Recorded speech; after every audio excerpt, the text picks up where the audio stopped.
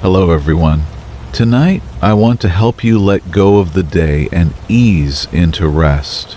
I know many of you use these videos to fall asleep, and it means a lot to be part of your nightly routine. So, if you haven't already, take a moment to like the video and subscribe. It truly helps. Now, close your eyes, and let's begin. The Pothole Screamer from Jake Morrison. The interstate stretched ahead of me like a black river under the moonless sky, my 18-wheeler's headlights carving twin tunnels through the darkness as I pushed through another long haul from Denver to Atlanta. I'd been driving these routes for 15 years, knew every rest stop and way station between the Rockies and the Atlantic, but tonight, something felt different about the familiar ribbon of asphalt beneath my wheels. The CB radio crackled with the usual late-night chatter from other drivers, their voices a comforting backdrop to the steady rumble of my Peterbilt's engine as it churned through the miles. It was just past 2 in the morning when I first noticed the potholes, dark craters scattered across the right lane like open wounds in the pavement. Highway maintenance had been letting this stretch of Interstate 70 deteriorate for months, and I'd complained about it at every truck stop between here and the Kansas border. The holes weren't just inconvenient, they were dangerous, some deep enough to swallow a tire hole and send a rig jackknifing across 4 lanes of traffic. I downshifted and moved into the left lane, watching my mirrors as the damaged asphalt passed beneath my trailer wheels with dull thuds that I could feel in my bones. The first scream came as I was navigating around a particularly nasty cluster of holes near mile marker 247. At first I thought it was feedback from the CB, that high-pitched electronic squeal that sometimes happened when 2 signals crossed. But this sound was different, organic somehow, rising from beneath my truck with a quality that made my skin crawl. It lasted maybe 3 seconds, a long wailing cry that seemed to follow the rhythm of my wheels hitting the broken pavement. I reached for the radio dial thinking one of the other drivers was playing some kind of prank, but the airways were quiet except for the distant murmur of a trucker 20 miles ahead discussing fuel prices with his dispatcher. The screaming came again 10 minutes later, and this time there was no mistaking its source. As my right wheels hit a series of deep potholes, the sound erupted from below, not the mechanical shriek of metal on stone, but something that sounded disturbingly human. I pulled onto the shoulder, hazard lights blinking as I climbed down from the cab with my flashlight, the beam cutting through the humid Missouri night as I walked around the truck's perimeter. The trailer was secure, the cargo undisturbed, and when I knelt to examine the undercarriage, everything looked normal. The differential, the drive shaft, the brake lines, all exactly as they should be, showing no signs of damage or loose components that might explain the haunting sound. Back in the driver's seat, I keyed the CB and tried to raise another driver, anyone who might have heard what I heard. Breaker 19, this is Copper Canyon requesting a radio check on eastbound I-70 near mile marker 250. The response came immediately from a driver calling himself Moondog, his voice clear and steady through the static. "Got you 5x5, Copper Canyon. You having trouble out there?" I hesitated, knowing how crazy it would sound, then pressed the transmit button again. "Moondog, you ever hear anything strange when you hit those potholes back around 247? Like voices or something?" There was a long pause before he responded, and when he did, his voice carried a note of unease I hadn't heard before. "Copper Canyon? I run this route twice a week, and I always take the left lane through that section. Road's been tore up for months, but the state keeps saying they'll fix it next season."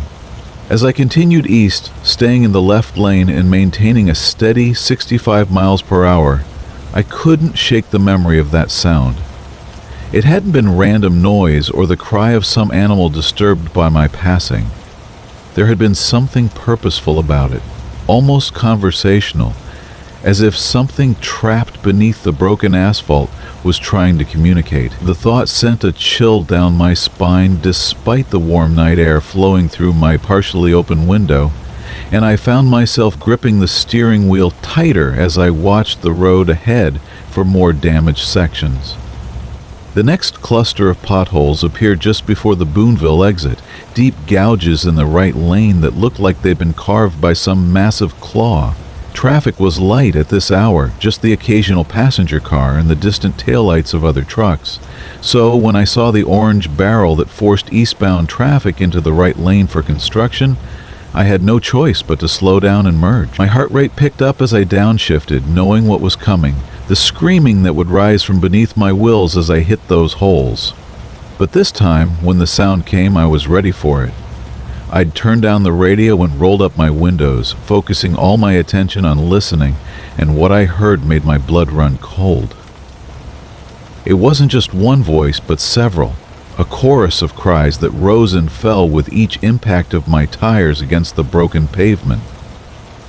Some sounded like children, high and desperate, while others carried the deeper tones of adults, all of them calling out in what sounded like anguish, or perhaps warning.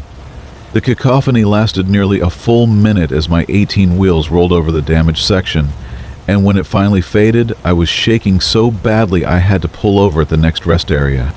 The Boonville Travel Plaza was mostly empty, just a few cars parked near the restrooms and a single truck at the far end of the lot. I walked inside the brightly lit building, the fluorescent lights harsh after hours of highway darkness, and approached the clerk behind the counter. A middle-aged woman with tired eyes who looked like she'd been working the night shift for years.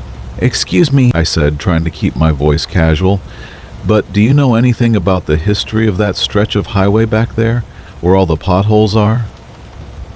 She looked up from her magazine, studying my face with the practiced eye of someone who dealt with road-weary drivers, experiencing everything from hallucinations to complete mental breakdowns. "You mean where they're always talking about doing construction but never actually fix anything? What about it?"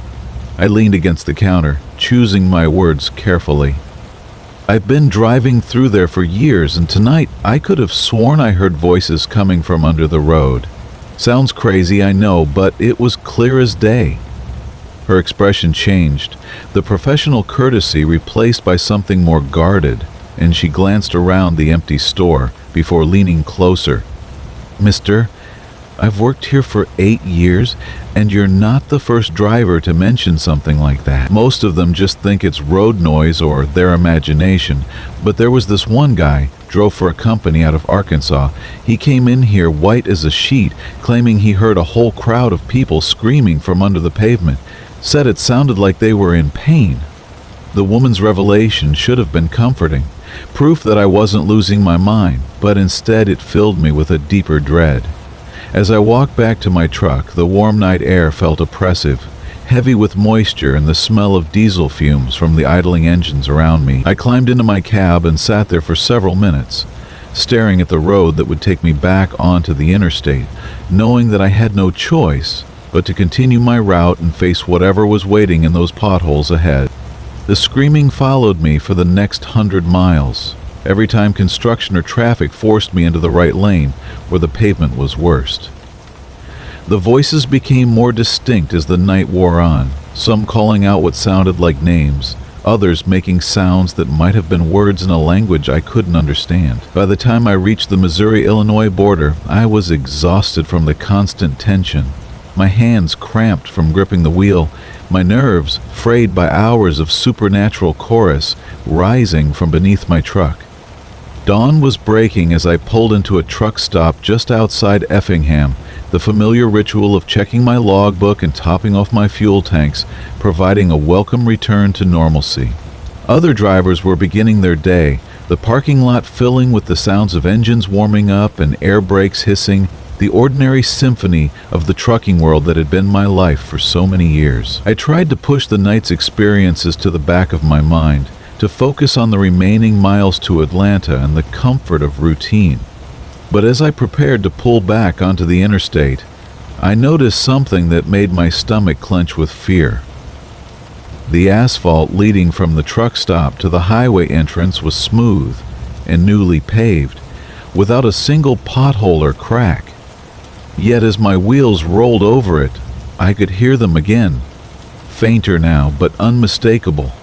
The voices calling from somewhere far below the surface. They were following me, or perhaps they had always been there, trapped beneath every mile of highway I'd ever traveled, waiting for the right conditions to make themselves heard.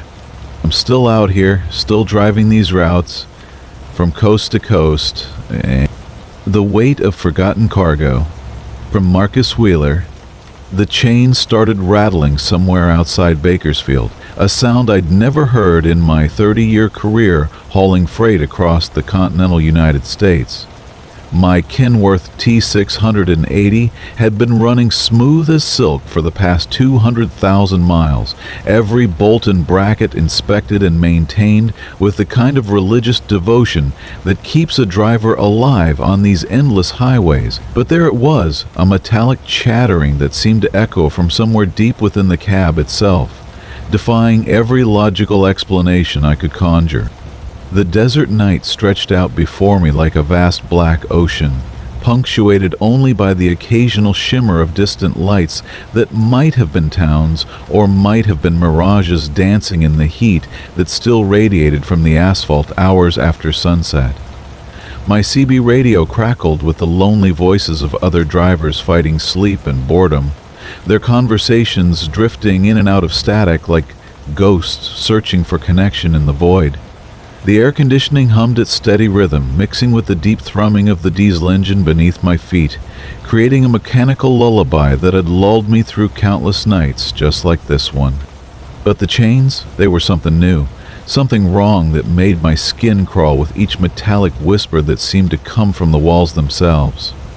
I'd pulled over twice already, flashlight in hand, checking every conceivable place where loose chain might be stored or forgotten, examining the undercarriage, the fifth wheel, even the interior panels of the sleeper compartment where I'd been known to stash emergency supply. Nothing.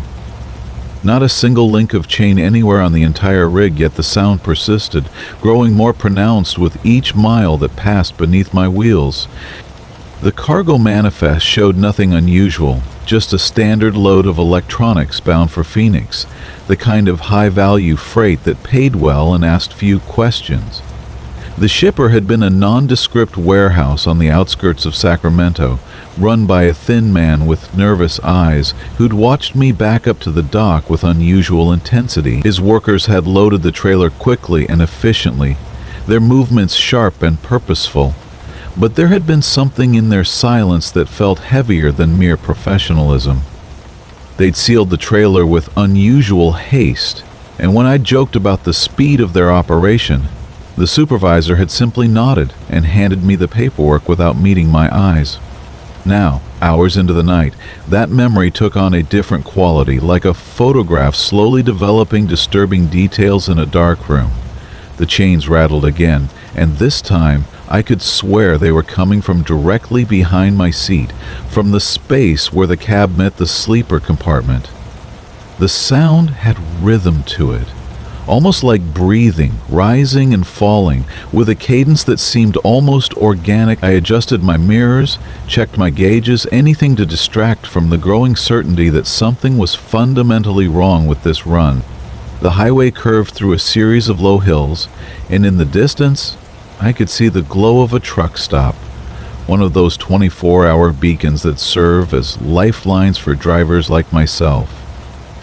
The neon sign flickered against the darkness, painting the surrounding desert in shades of pink and blue that seemed almost tropical in their vibrancy. I decided to pull in not just for fuel, but for the simple human comfort of being around other people, other voices that might drown out the persistent metallic whisper that had begun to feel like a conversation I couldn't quite understand.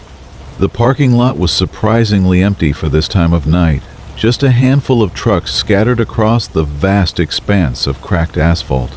I pulled into a spot near the front of the building, killed the engine, and sat in the sudden silence that followed. The chains had stopped, too, as if whatever force was driving them needed the engine's vibration to manifest. The quiet felt unnatural after hours of that strange percussion, like the moment after a song ends when your ears are still searching for the next note. Inside the truck stop, fluorescent lights buzzed over displays of energy drinks and beef jerky, creating a harsh brightness that made everything look slightly unreal. The clerk, a young woman with tired eyes and a name tag that read Stephanie, looked up from her magazine with the practiced smile of someone accustomed to odd-hour customers. I bought coffee and a sandwich I didn't particularly want, making small talk about weather and road conditions, anything to hear normal human conversation that had nothing to do with mysterious sounds or nervous shippers.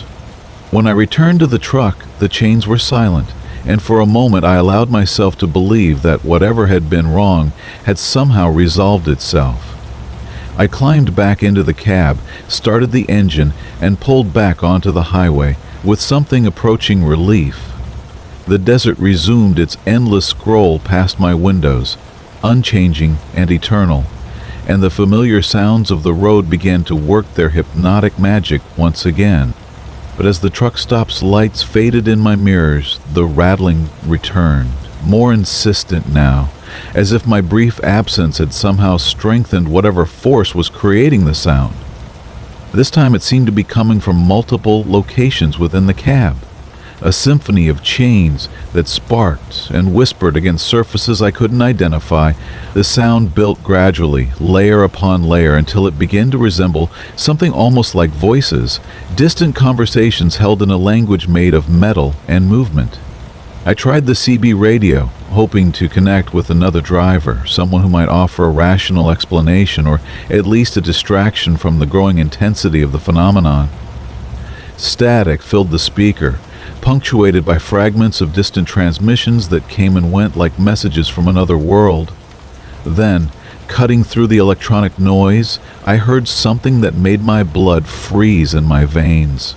It was my own voice, distorted and strange, apparently broadcasting from somewhere else entirely, describing a route I'd never driven and cargo I'd never carried, but speaking with my inflection, my vocabulary, my particular way of pronouncing certain words.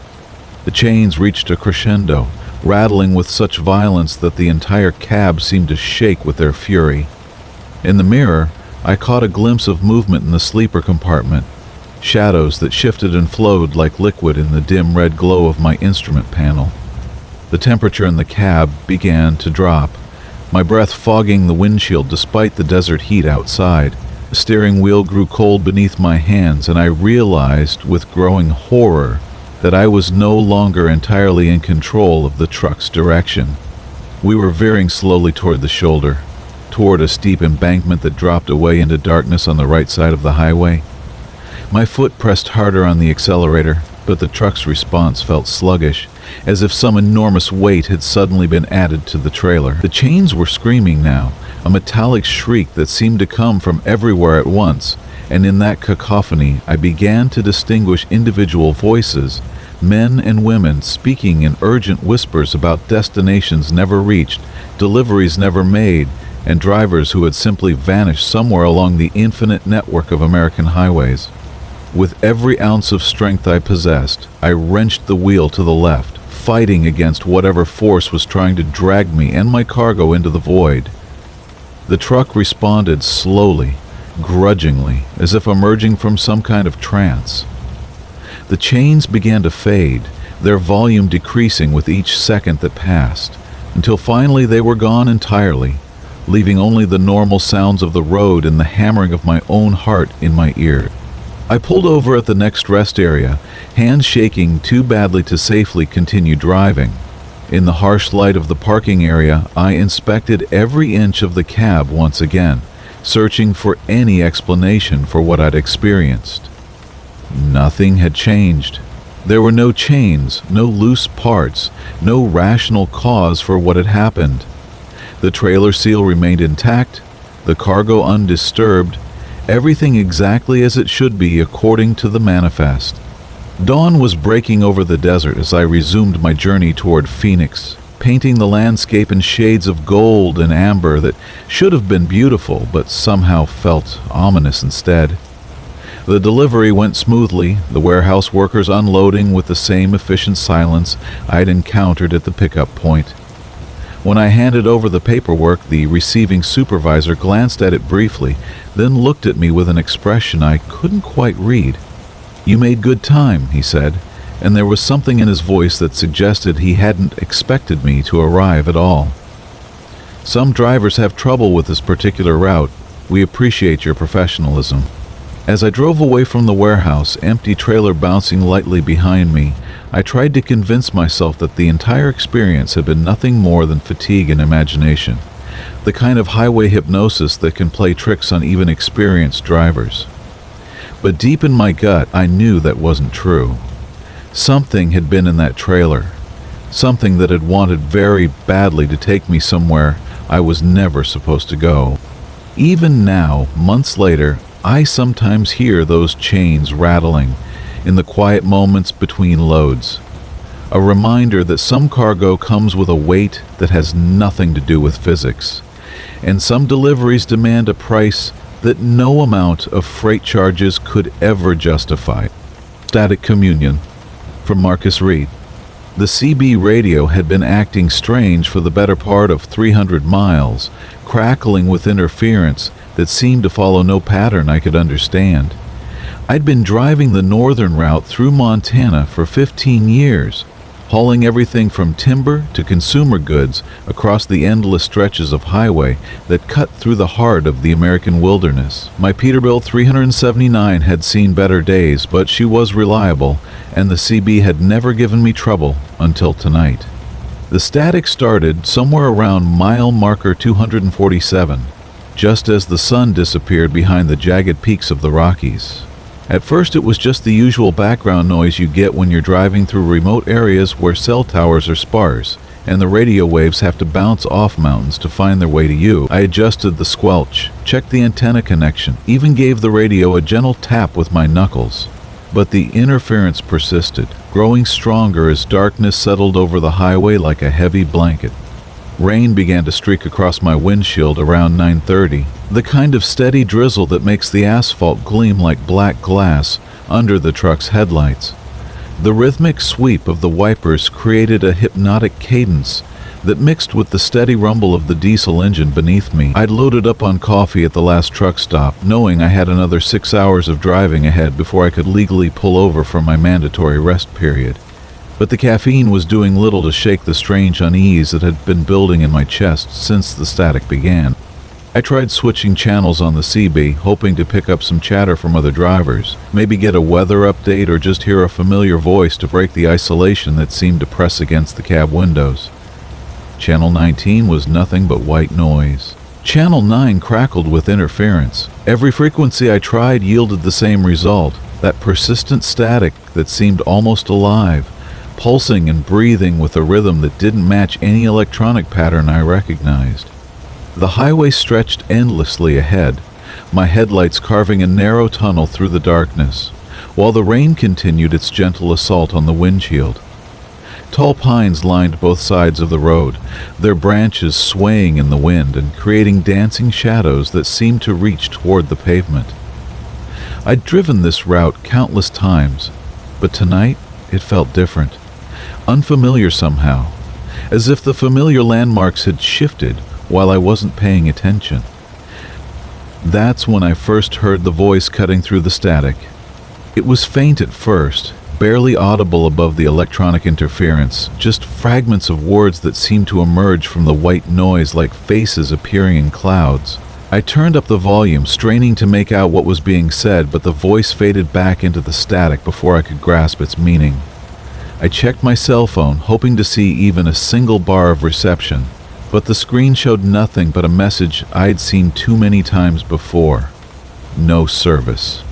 The voice returned a few minutes later, clearer this time, though still wrapped in layers of interference. It was a woman's voice, I thought, though the static made it difficult to be certain. She seemed to be speaking in measured tones, almost conversational, but I couldn't make out the words. I found myself leaning forward in my seat, adjusting the CB settings, desperate to hear what she was trying to communicate. "Hello?" I spoke into the microphone, my voice sounding strange and small in the cab's confined space. "This is northbound on Route 2. Anyone copy?" The static swelled in response, and for a moment I thought I'd lost the signal entirely. Then the woman's voice came through again, stronger now, and I realized with a chill that she seemed to be responding to me. The words were still unclear, distorted by the interference, but there was an urgency in her tone that made my hands tighten on the steering wheel. As the miles passed, more voices began to emerge from the static. A man's voice, deep and serious, speaking in what sounded like measured sentences. A child's voice, high and questioning, asking something I couldn't quite understand. An elderly woman, her words coming in short, breathless bursts. They seemed to be having conversations, responding to each other, but the static made it impossible to follow the thread of their communication. I tried my cell phone again, holding it up toward the windshield as if those few extra inches might somehow capture a signal from the void. Still nothing. The radio in my truck only picked up static on every frequency, as if the entire electromagnetic spectrum had been claimed by these mysterious voices. I was completely cut off from the outside world, alone on this dark highway with only these phantom transmissions for company. The rain intensified, drumming harder against the windshield and roof of the cab. My wipers struggled to keep pace with the downpour, creating brief moments of clarity followed by streaming sheets of water that distorted the world beyond the glass. The voices on the CB grew stronger, more insistent, and I began to notice something that made my skin crawl with unease. They were talking about me. I couldn't make out every word through the static, but fragments came through clearly enough to understand their meaning. References to the driver, and he's listening now. The woman's voice, which had been the first to break through the interference, seemed to be describing my location, my speed, even the color of my rig. The child's voice asked questions about where I was going, while the elderly woman made comments about my appearance that were accurate enough to make me check my mirrors, looking for some explanation of how they could see me. My heart began to race as the implication settled in my mind. I was alone on this stretch of highway, with no cell reception and no radio contact except for these impossible voices. The nearest town was still hours away, and the rain was making the road conditions increasingly treacherous. I pressed harder on the accelerator, eager to put distance between myself and whatever was happening. But the voices seemed to follow me, growing clearer and more detailed in their observation. "He's speeding up now," the woman's voice said through the static, clear enough that I could understand every word. "He knows we're watching." I grabbed the CB microphone with a trembling hand. "Who is this? How can you see me?" The static swelled, then suddenly cleared, and all the voices spoke in unison, their words forming a chorus that filled the cab with an otherworldly harmony. "We've been waiting for you, Marcus. We've been waiting for so long." They knew my name. Somehow, impossibly, these phantom voices knew my name. I fumbled for the CB's power switch, desperate to cut off their transmissions. But my hand froze when I realized what would happen if I turned off the radio. I would be truly alone then, isolated in the darkness with no connection to anything or anyone. At least with the voices there was some form of communication, even if it terrified me. Without them, there would be only the sound of the engine, the rain, and my own increasingly panicked breathing. The child's voice spoke next, clearer than it had been all night. "Don't turn it off, Mr. Marcus. We just want to talk. We don't get many visitors up here." Up here. The phrase sent ice through my veins. I was driving through a valley, surrounded by mountains and dense forest. Where exactly was up here? I tried reasoning with them, keeping my voice steady despite the fear that was clawing at my chest. "I don't understand what's happening. Where are you broadcasting from? How do you know my name?" The elderly woman's voice crackled through the static with what sounded almost like laughter. "Broadcasting? Oh dear, we're not broadcasting. We're just talking. The way we always talk. You're just the first one who's been able to hear us in such a long time." The highway began to climb, winding through what I knew should be familiar territory, but everything looked wrong in the rain and darkness. The mile markers seemed to be counting backward, and the landmarks I expected to see never appeared. My GPS showed nothing but a blank screen, and the fuel gauge indicated I had plenty of diesel, though I was certain I should be running low by now. The voices continued their supernatural communion, discussing my route, my cargo, my life with an intimacy that should have been impossible. They knew about my ex-wife, my financial troubles, the reason I'd chosen to drive trucks instead of settling down in one place. They spoke about these personal details with the casual familiarity of old friends, but there was an underlying hunger in their words that made every revelation feel like a violation. As the night wore on, their voices grew stronger, while everything else seemed to fade. My headlights appeared dimmer, the engine sounded more distant, and even the rain seemed muffled, as if the truck was moving through an increasingly insubstantial world. The voices, however, became crystal clear, filling the cab with their endless conversation about things they couldn't possibly know and places they couldn't possibly see. Dawn was still hours away when I finally saw lights ahead, the blessed glow of civilization breaking through the darkness and rain. The mirror route. From Jake Morrison. The CB radio had been crackling with static for the better part of 3 hours as I guided my Peterbilt down Interstate 80 through the Nevada desert. The digital clock on my dashboard glowed a pale green 2:47 a.m., and the endless ribbon of asphalt stretched ahead like a dark river under the star-drunk sky. I'd been driving this route for 15 years, hauling electronics from California to Chicago, and I knew every truck stop, every bend, every mile marker by heart. The familiarity should have been comforting, but tonight something felt different, though I couldn't quite put my finger on what. The engine's steady growl had become a lullaby of sorts, punctuated by the occasional whistle of wind around the cab. My CB finally cleared up as I approached the Lone Pine Travel Center, a modest truck stop that served as an oasis in this stretch of nowhere. The neon sign flickered intermittently, casting erratic pools of blue and red light across the cracked pavement. Only a handful of rigs were parked in the lot, their chrome bumpers catching the artificial glow like sleeping giants. I pulled into my usual spot near the back of the lot, away from the main building where the diesel pumps hummed their mechanical song. The routine was automatic, muscle memory guiding my hands as I set the air brakes and began my shutdown checklist.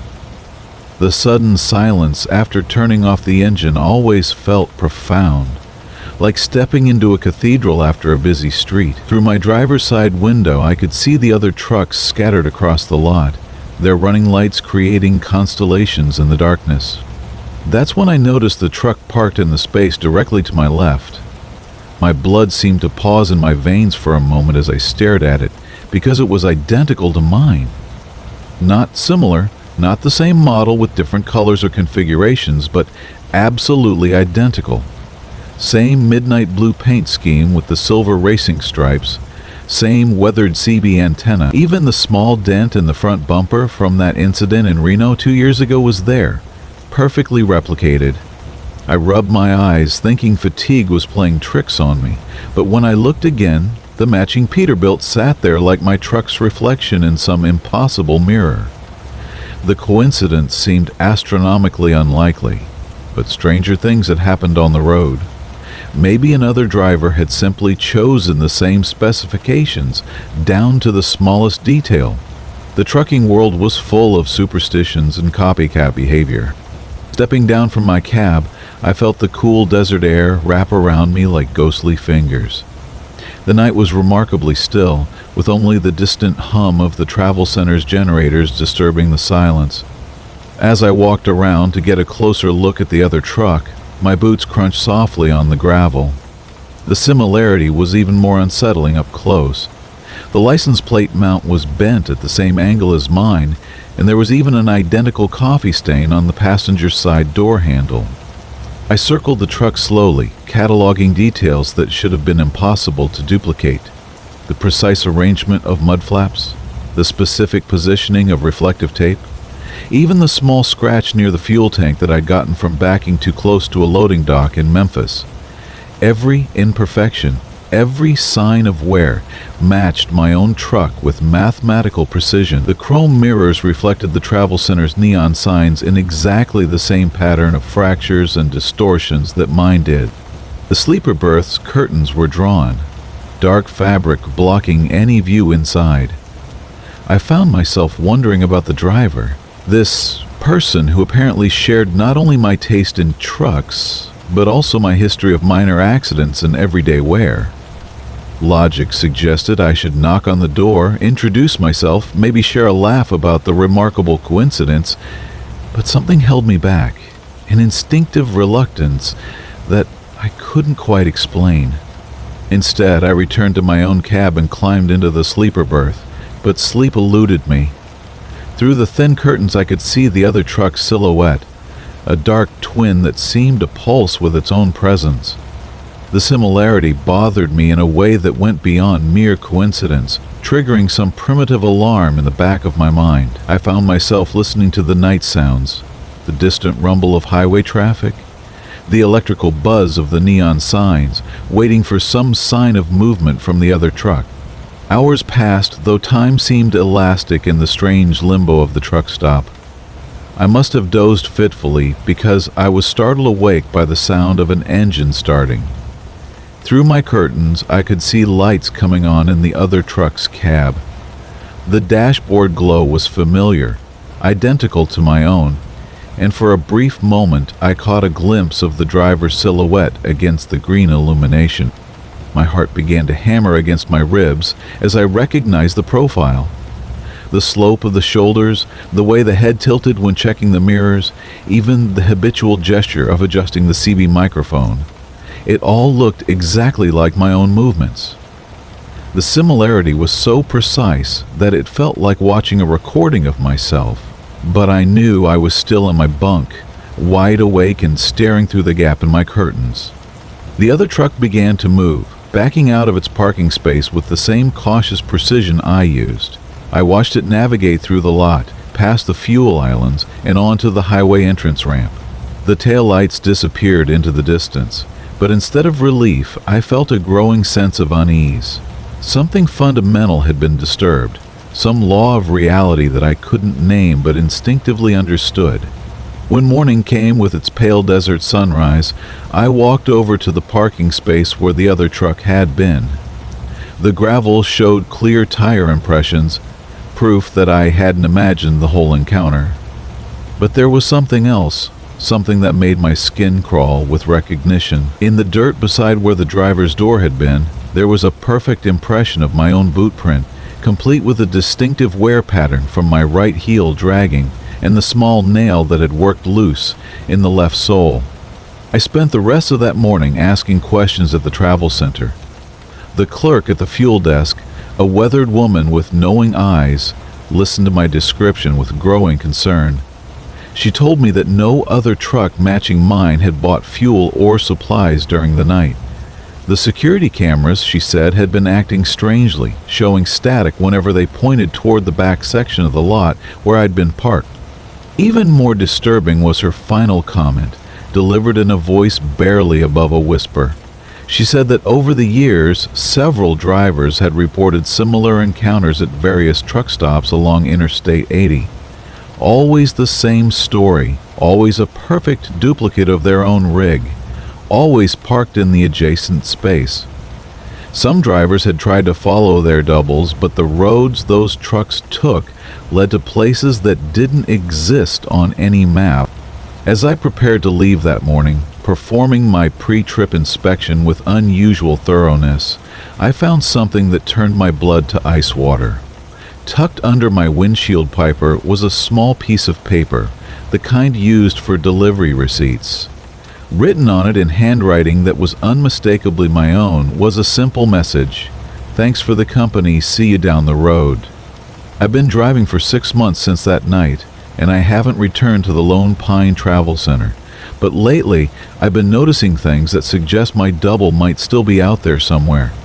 Other drivers have mentioned seeing a truck identical to mine at stops I've never visited. CB chatter occasionally includes reports of a Peterbilt driver who sounds exactly like me, using my voice and even my call sign, but saying things I never said. The most unsettling part is that I've started to doubt my own memories. Sometimes I'll arrive at a delivery and find that I've apparently already been there, though I have no recollection of making the drop. Loading dock workers greet me like an old friend, referencing conversations I never had. My logbook shows entries in my handwriting for miles I never drove. Last week, I was parked at a rest area in Wyoming when I found myself staring at my reflection in the driver's side mirror. For just a moment, I could have sworn that my reflection moved independently, turning its head a split second before I did. The image smiled at me with my own face, but with an expression I didn't remember making. I'm beginning to wonder if that night at the Lone Pine Travel Center, I didn't just park next to my double. I'm starting to suspect that somehow, in ways that defy explanation, I might have become the double myself. The original me might be the one out there driving roads that don't exist, while I'm left here questioning the nature of my own identity. Every night when I park my truck and settle into my sleeper berth, I find myself listening for the sound of another engine identical to mine pulling into the adjacent space. Part of me dreads that encounter, but another part of me, growing stronger each day, actually looks forward to meeting myself again. After all, who else could truly... The truck that remembered. From Marcus. The Kenworth had been sitting in that back lot for 3 years before I bought her, and maybe that should have been my first warning. Chrome dulled by weather, paint faded to the color of old bones. She looked like something that had given up on the road long before the road gave up on her. But the price was right, and I needed a rig fast. After my last truck decided to throw a rod outside Bakersfield, the dealer, a thin man with nervous hands, seemed almost relieved when I signed the papers, like he was passing along something he'd been carrying too long.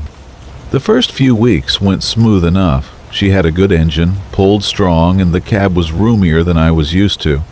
The only odd thing was how quiet she ran at idle, almost too quiet, like she was holding her breath. I'd been driving for 15 years, and trucks always had their own personality, their own quirks and complaints. This one felt patient, like it was waiting for something I couldn't name. The silence should have bothered me more than it did. But there's something hypnotic about a truck that doesn't fight you, that seems to know where it's going before you do. It was somewhere outside of Flagstaff, pulling a load of electronics to Phoenix, when I first heard the grinding. I'd stopped at a truck stop for fuel and a quick meal, one of those places that exist purely for function, all fluorescent lights and worn linoleum, the kind of place that feels like it's been frozen in 1987 and forgotten about. I was walking back to the truck, keys jingling in my hand, when I heard it, a low mechanical groaning that seemed to come from deep in the transmission. Metal on metal, the sound of gears trying to mesh when they shouldn't, when they can't.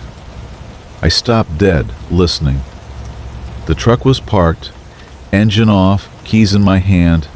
Nothing should have been moving, nothing should have been making that sound, but there it was. A slow, deliberate grinding that made my teeth ache.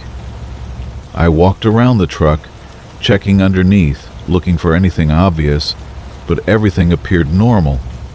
The sound continued for maybe 30 seconds, then stopped as abruptly as it had started. When I climbed into the cab and turned the key, she started right up, smooth as silk, transmission shifting normally as I pulled back onto the interstate.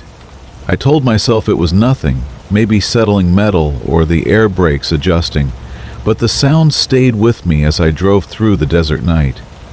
There's something about driving alone in the dark that makes your mind wander to places it shouldn't go, especially when you're hauling 40,000 pounds of cargo through empty country where the next town might be 50 miles away.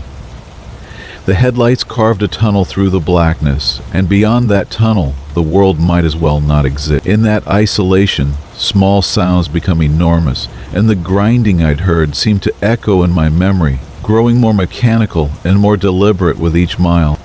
3 days later, at a rest stop outside Albuquerque, it happened again.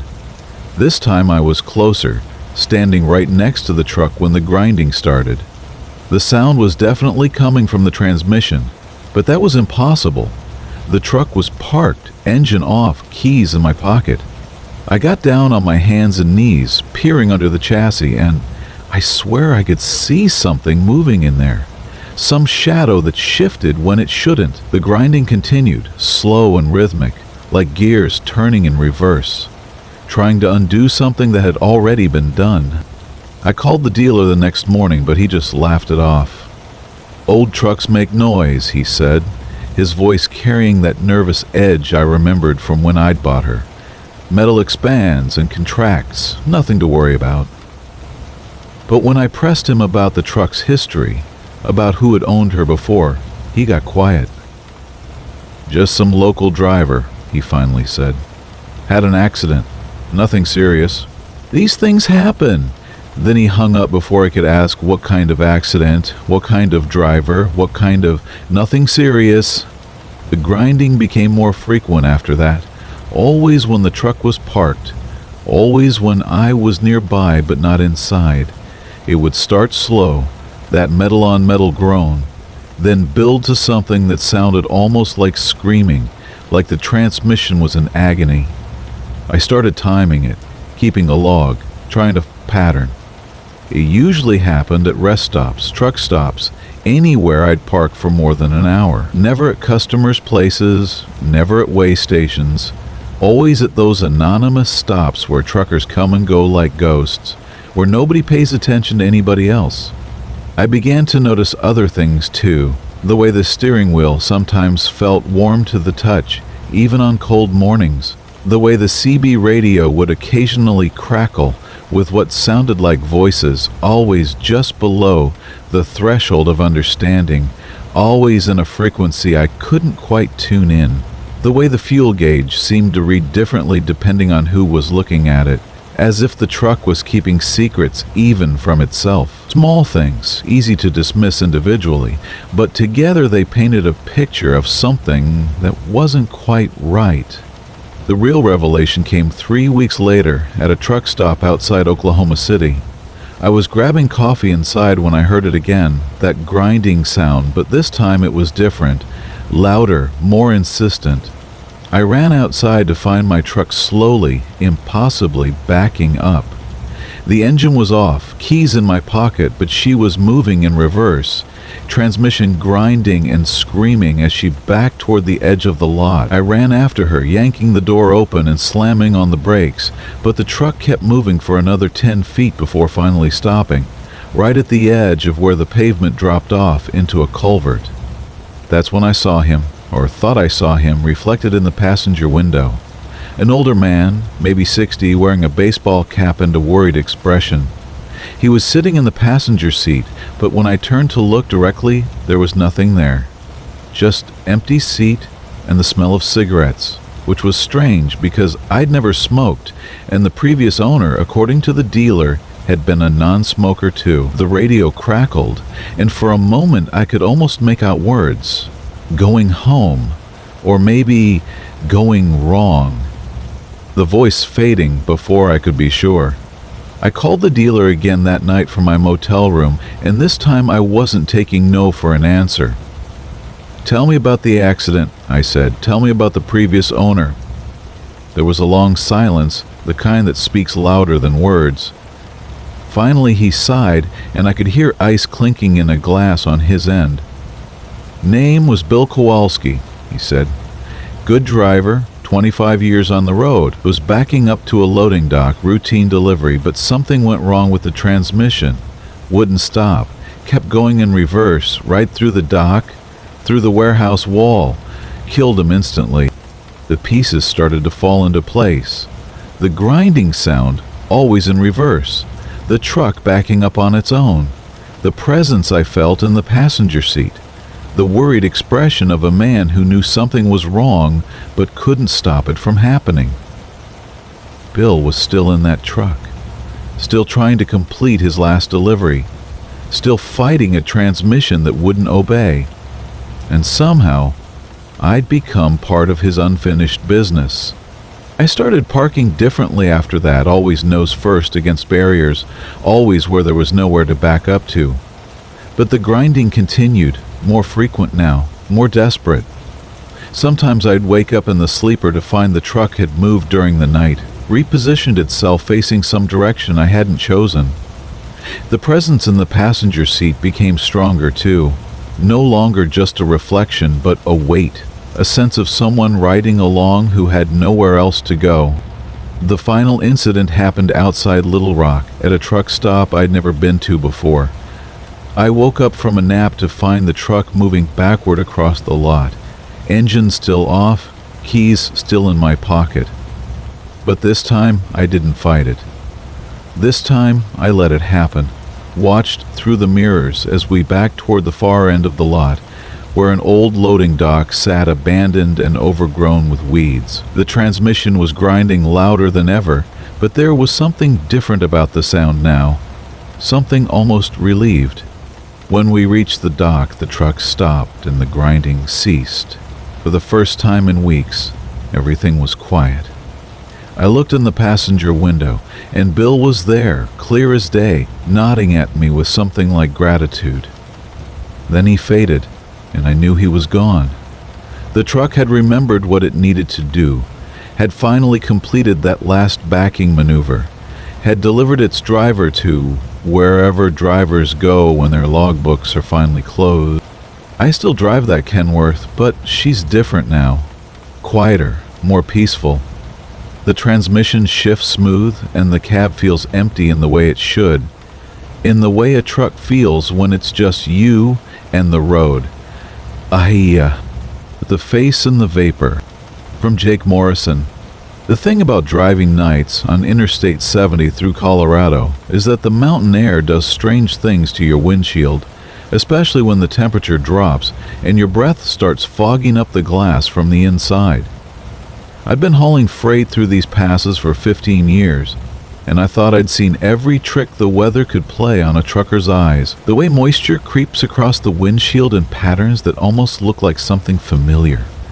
Like clouds that remind you of animals or faces you used to know.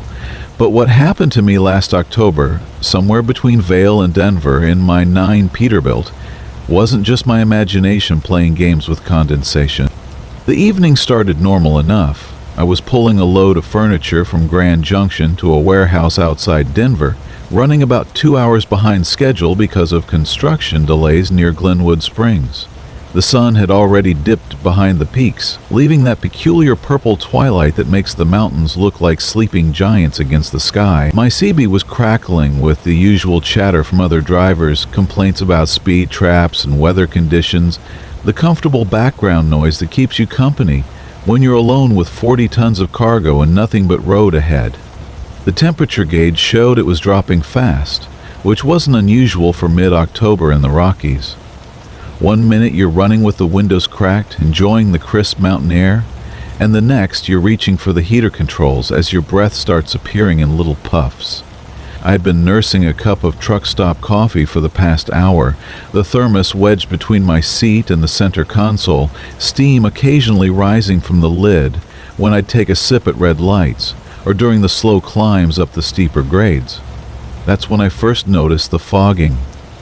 It started small, just a patch about the size of a dinner plate on the passenger side of the windshield, right where the defroster vent doesn't quite reach as effectively. Nothing unusual about that, just normal condensation from the temperature differential between the warm cab and the cold mountain air outside. I reached over and wiped it clear with a paper towel from the dispenser mounted on my dashboard, the glass squeaking slightly under the pressure. The fog cleared away in uneven streaks, leaving those familiar smear patterns that catch the glow from your instrument lights. But within minutes it was back. This time, it seemed to appear faster, creeping across the glass like it had a purpose, spreading in tendrils that moved against the natural flow of air currents in the cab. I adjusted the defroster, directing more warm air toward that side of the windshield, but the fog persisted, growing thicker despite the heated air flowing across it. The strange thing was how it seemed to maintain its shape even as new moisture joined it, as if there was some invisible template guiding its formation. I kept driving, occasionally wiping at the fog with my sleeve or another paper towel, but each time it returned more quickly than before. The pattern it formed wasn't random anymore, at least not to my eyes. There were areas of thick condensation separated by clearer spaces, creating what looked almost like features if you let your mind wander in that direction. Two roughly oval patches near the top, a vertical streak below them, and a horizontal line at the bottom that curved slightly upward at the ends. The radio had gone quiet, which struck me as odd because this stretch of highway usually had decent reception. I tried adjusting the antenna and scanning through the channels, but all I got was static, mixed with the occasional fragment of a distant station, voices that faded in and out, like they were calling from somewhere very far away. The silence in the cab became more noticeable then, broken only by the steady rumble of my engine and the whisper of tires on asphalt.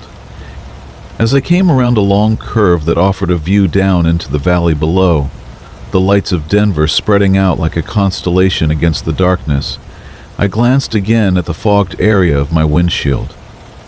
What I saw made me ease up on the accelerator and lean forward in my seat, squinting to make sure my eyes weren't playing tricks on me. The condensation had formed what was unmistakably the outline of a face, complete with eyes, nose, and mouth, as clear and defined as if someone had traced it there with their finger. But that wasn't the part that made my hands tighten on the steering wheel. The part that sent a chill down my spine was that the face was looking at me. Not just positioned where eyes might be, but actually oriented toward the driver's seat. Toward me, with an expression that seemed almost expectant, like it was waiting for something.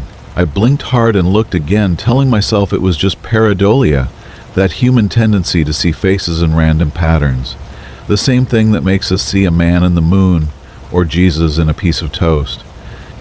I reached for another paper towel and wiped the area clean, scrubbing harder than necessary until the glass was completely clear. For a few minutes, I felt better, focusing on the road ahead and the familiar routine of checking my mirrors and monitoring my speed. The fog didn't return immediately, and I started to convince myself that I'd been driving too long, that my eyes were tired and my mind was creating problems where none existed.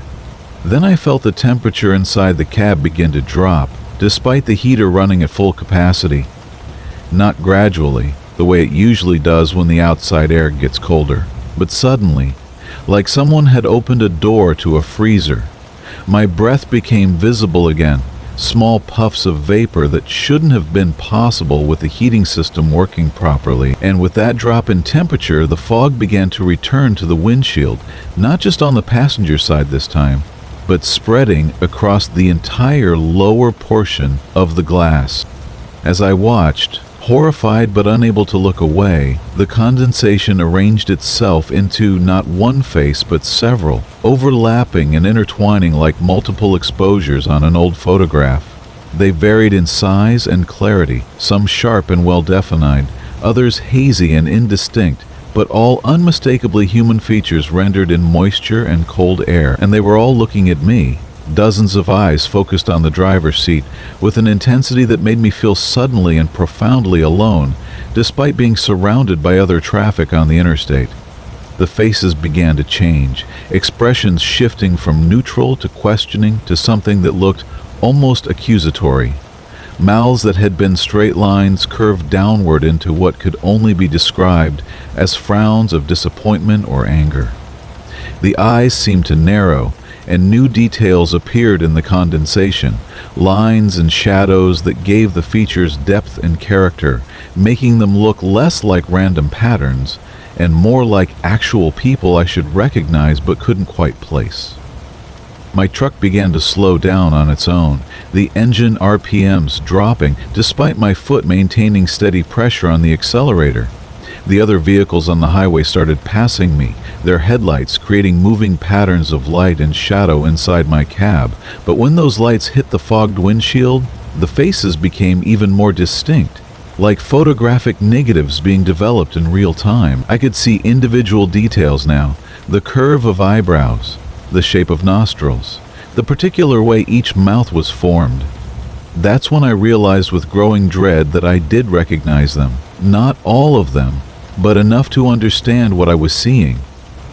The face on the far left, partially obscured by a larger image, belonged to Tom Rodriguez, a driver I'd known who'd jackknifed his rig on black ice 3 winters ago just outside Aspen.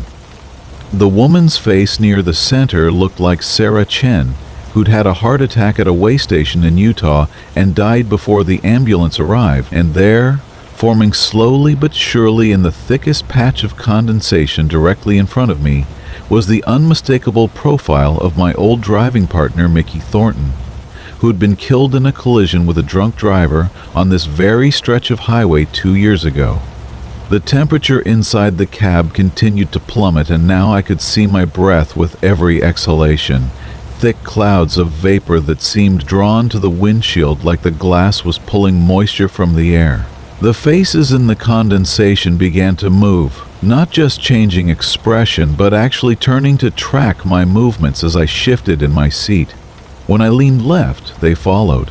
When I moved right, their gaze moved with me, and slowly, terrifyingly, they began to mouth words, their lips moving in perfect synchronization, as if they were trying to tell me something important.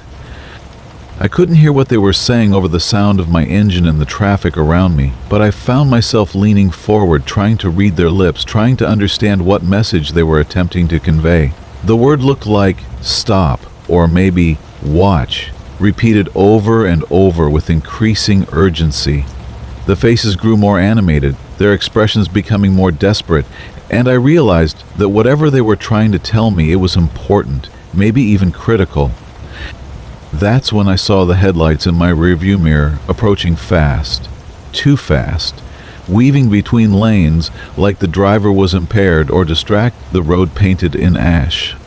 From Marcus Holloway. The headlights of my Peterbilt swept across the interstate like twin searchlights, probing the darkness, illuminating nothing but endless asphalt that stretched toward a horizon I couldn't see.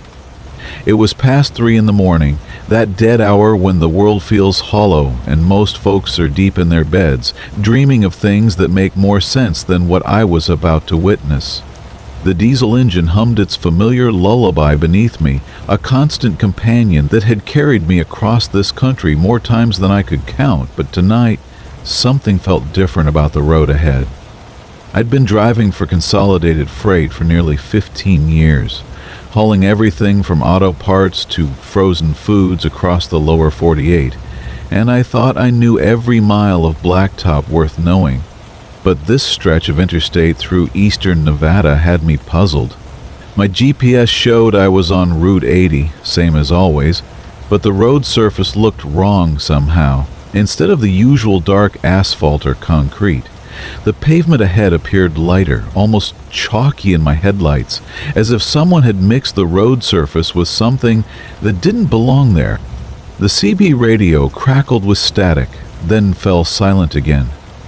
I'd been trying to raise another driver for the past hour, but the airwaves were dead as a cemetery at midnight. Even the usual late-night chatter from the long haulers was absent, leaving me alone with just the steady rumble of my engine and the whisper of wind around the cab. Outside my passenger window, the Nevada desert stretched away into nothing. No lights from distant towns or ranch houses, just an ocean of darkness that seemed to swallow everything beyond my headlight beams. That's when I noticed the smell seeping into the cab, despite my closed windows and recirculating air system.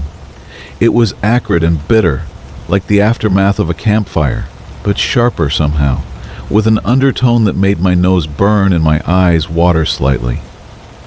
I checked my engine temperature and exhaust readings on the dashboard, thinking maybe I had a problem with my emissions system, but everything showed normal. The smell was coming from outside, drifting in through the air vents despite the sealed cabin.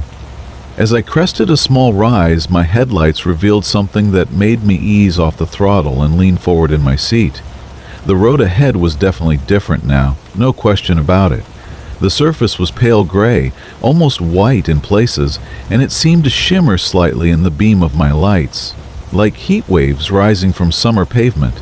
except the night air was cool and dry. I rolled down my window just a crack, and immediately the acrid smell grew stronger, accompanied by a faint hissing sound like bacon sizzling in a distant pan. I pulled my logbook from the dashboard and checked my route again, running my finger along the highlighted path my dispatcher had given me. According to every map I had, including the GPS unit mounted on my windshield, I was exactly where I was supposed to be, heading west on Interstate 80 toward Reno. But I'd driven this route dozens of times before, and I'd never seen road surface like this.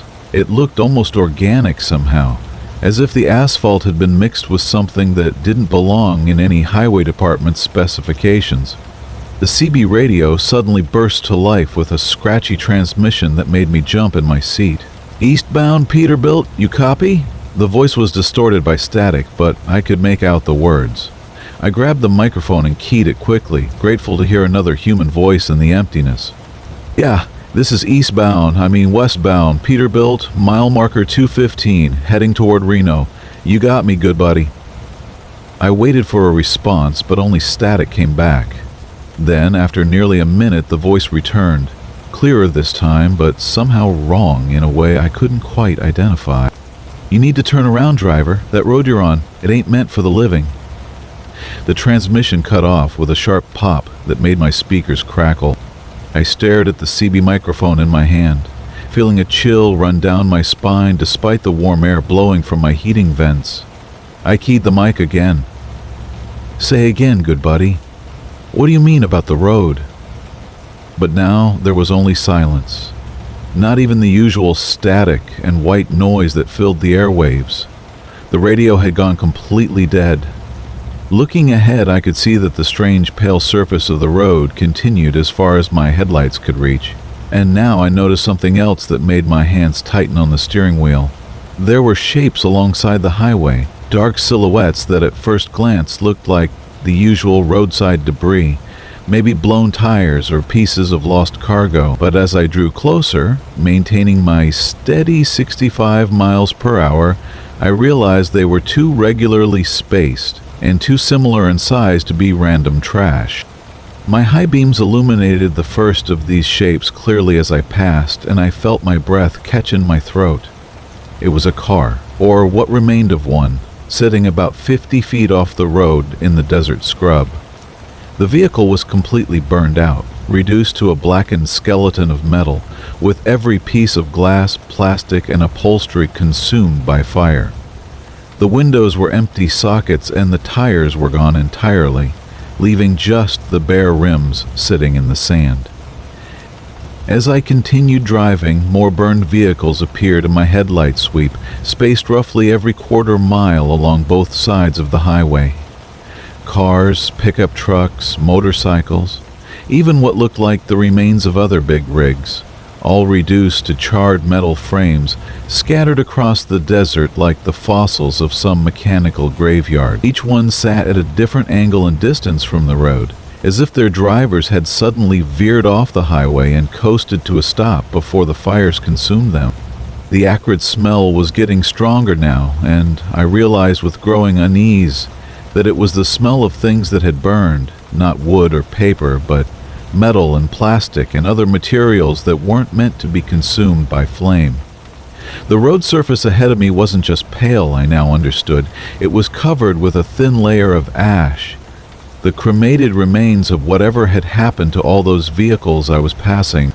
I pressed harder on the accelerator, suddenly eager to get through this stretch of highway and back to normal pavement, but my engine began to sputter and cough. The temperature gauge started climbing toward the red zone, and I could hear an irregular knocking sound coming from under the hood that hadn't been there before. My truck was a well-maintained machine, serviced regularly and running strong when I'd started this trip, but now it was laboring like it was trying to breathe through a cloth.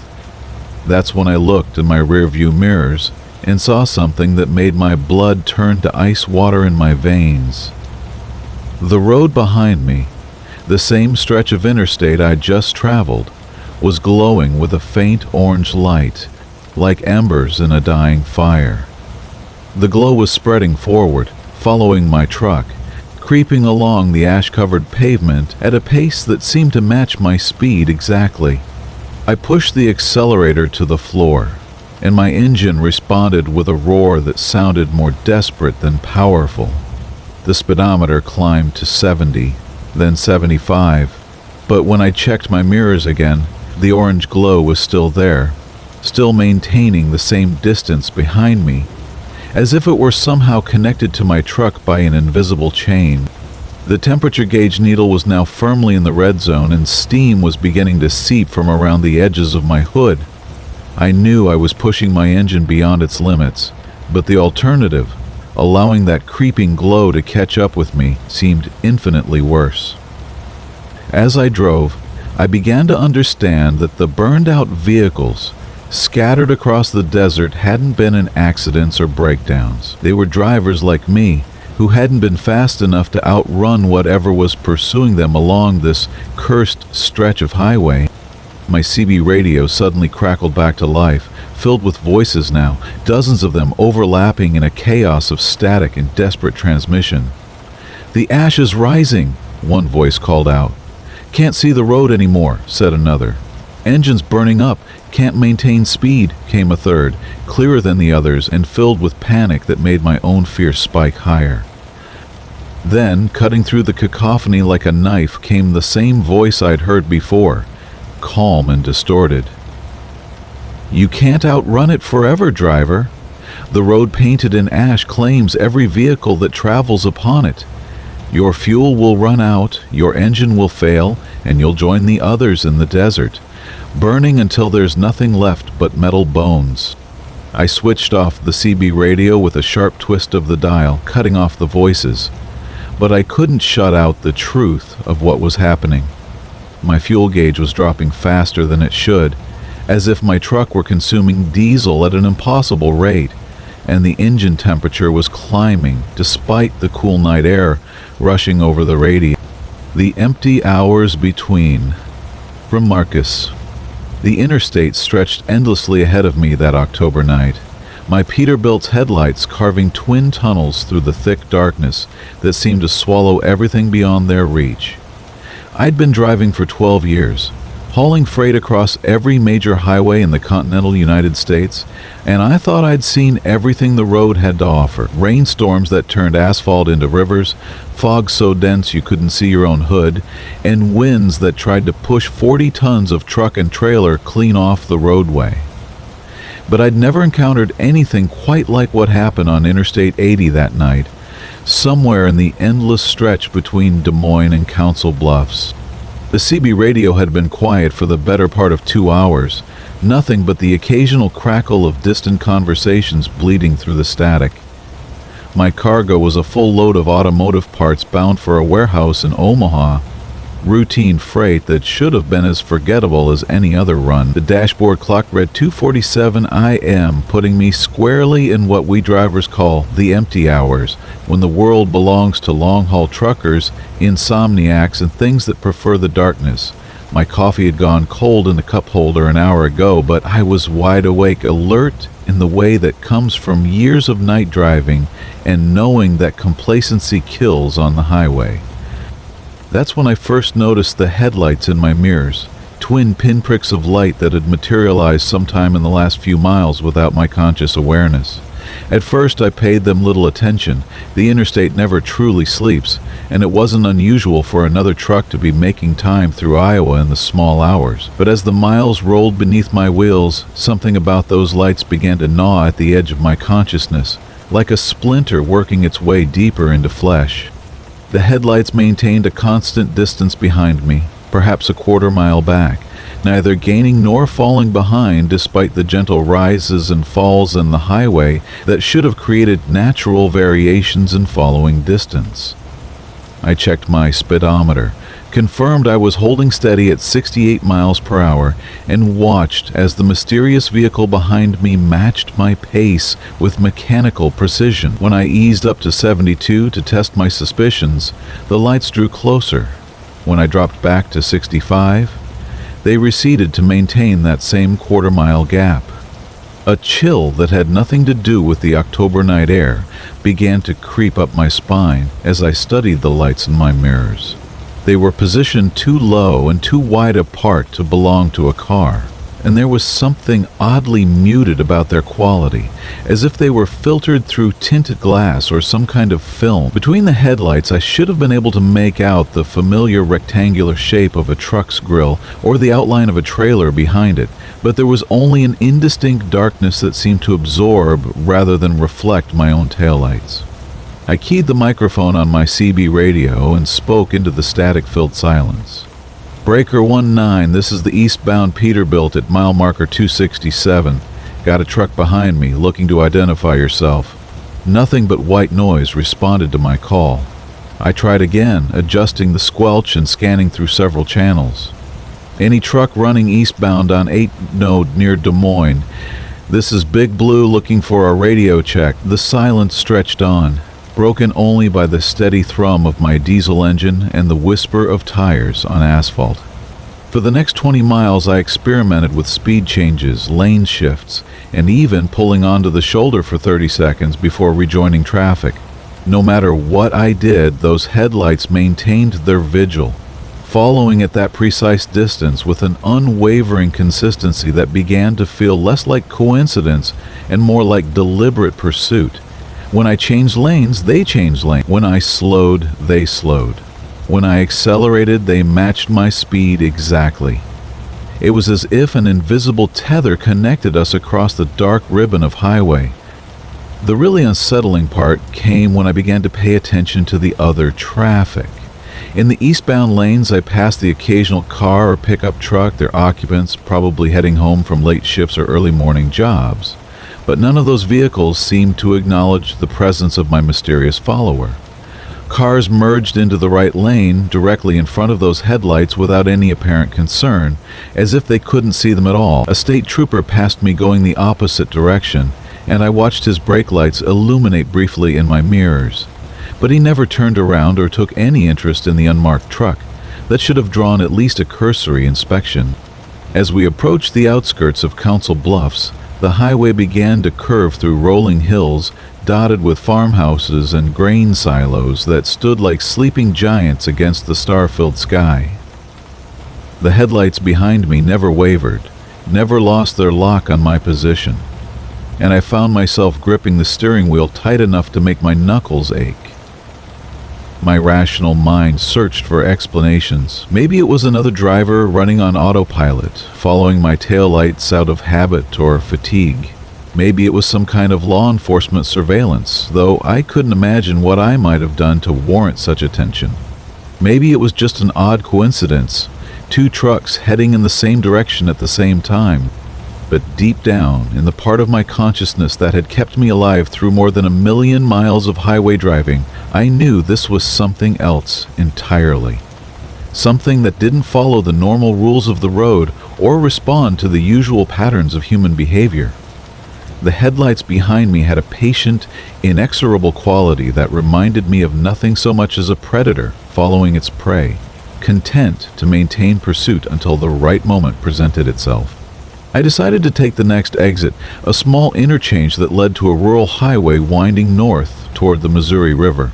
As I signaled and began to decelerate, I watched my mirrors with fascination and growing dread.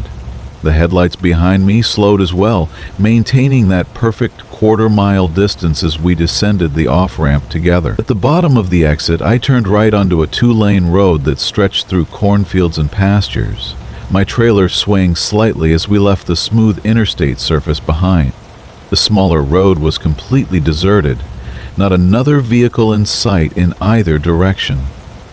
My mysterious follower had no choice now but to reveal its true intentions, no traffic to blend with or hide behind.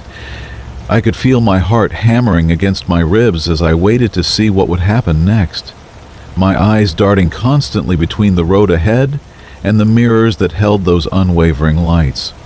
For 5 miles we traveled the dark country highway in our strange procession, the headlights behind me as constant as my own shadow. Then, as we crested a small hill overlooking a creek bottom thick with cottonwood trees, something changed. The lights began to grow larger in my mirrors, brighter and more intense, as if their owner had finally decided to close the distance between us. My speedometer showed I was still holding steady at 55, but those lights approached with increasing speed, covering ground at a rate that should have been impossible. As they drew nearer, I began to make out more details of the vehicle behind me, though the images in my mirror seemed strangely distorted and unclear. It was definitely a truck and trailer combination, but the proportions seemed somehow wrong, stretched and elongated like a reflection in a funhouse mirror. The trailer was absolutely black, darker than the night sky around it, and gave the impression of being much longer than any legal load I'd ever seen. There were no running lights visible along its sides, no reflective tape or dot numbers, just that impenetrable darkness that seemed to drink in the weak illumination from my own taillights. The cab of the pursuing truck was equally strange, riding lower to the ground than it should have, and sporting what appeared to be far too many headlights arranged in an irregular pattern across its front end. As it drew closer, I could hear the sound of its engine, a deep thrumming note that seemed to resonate in my chest cavity and make my teeth ache. It was a sound unlike any diesel I'd ever heard, more akin to some vast piece of industrial machinery than a highway vehicle. With less than 50 yards separating us now, I pressed my accelerator to the floor and felt my Peterbilt surge forward as the turbocharger spooled up and fed more air to the hungry cylinders. The speedometer climbed past 60, past 70, past 80 as I pushed my rig to its limits on the narrow country road.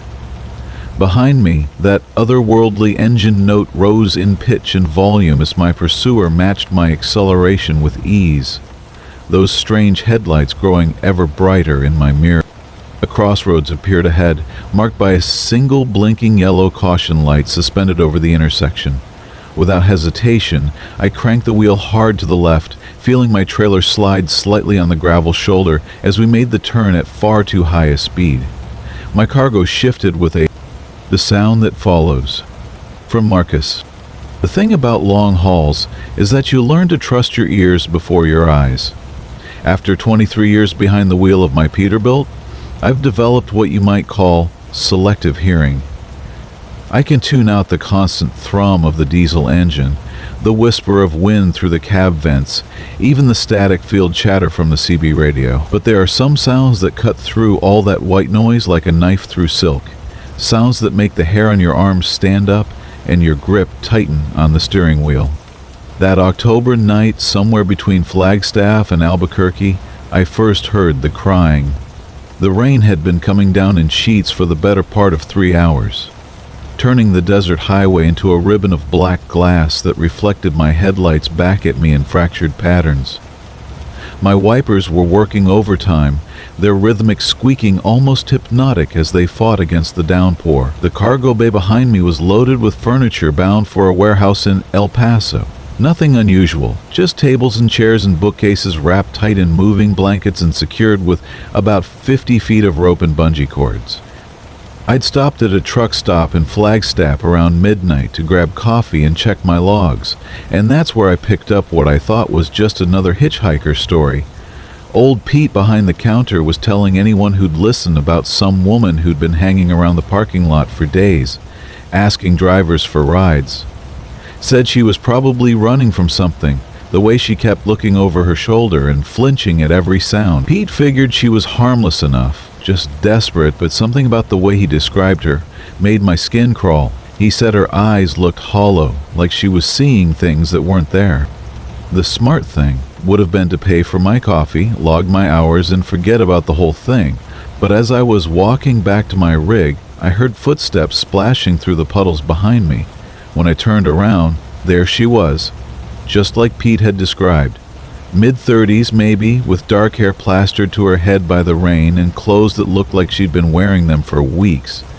But it was her expression that stopped me cold. She looked terrified, not of me, but of something else entirely, something that might be following her. She didn't ask for money or try to spin some sob story about needing to get home to sick relatives.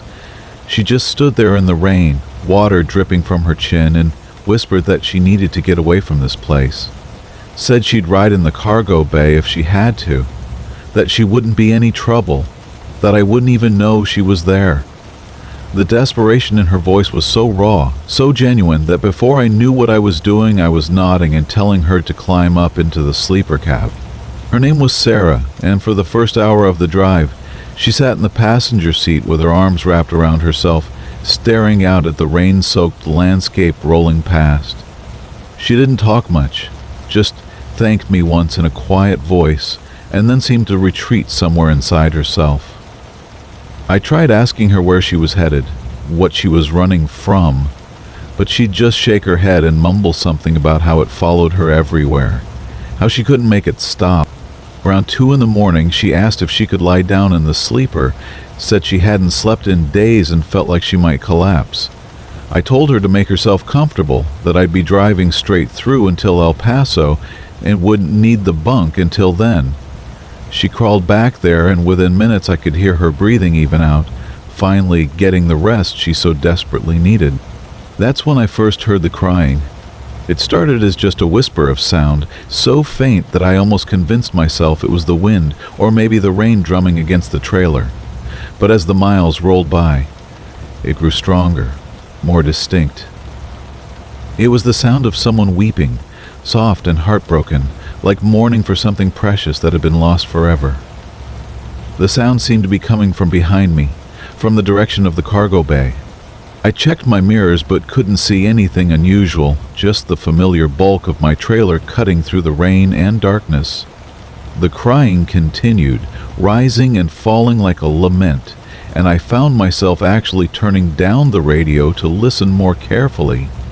There was something about the sound that made my chest feel tight, as if I was hearing the grief of every person who had ever lost someone they loved. Sarah was still asleep in the back, and I could hear her steady breathing over the intercom. Whatever was making that crying sound, it wasn't her.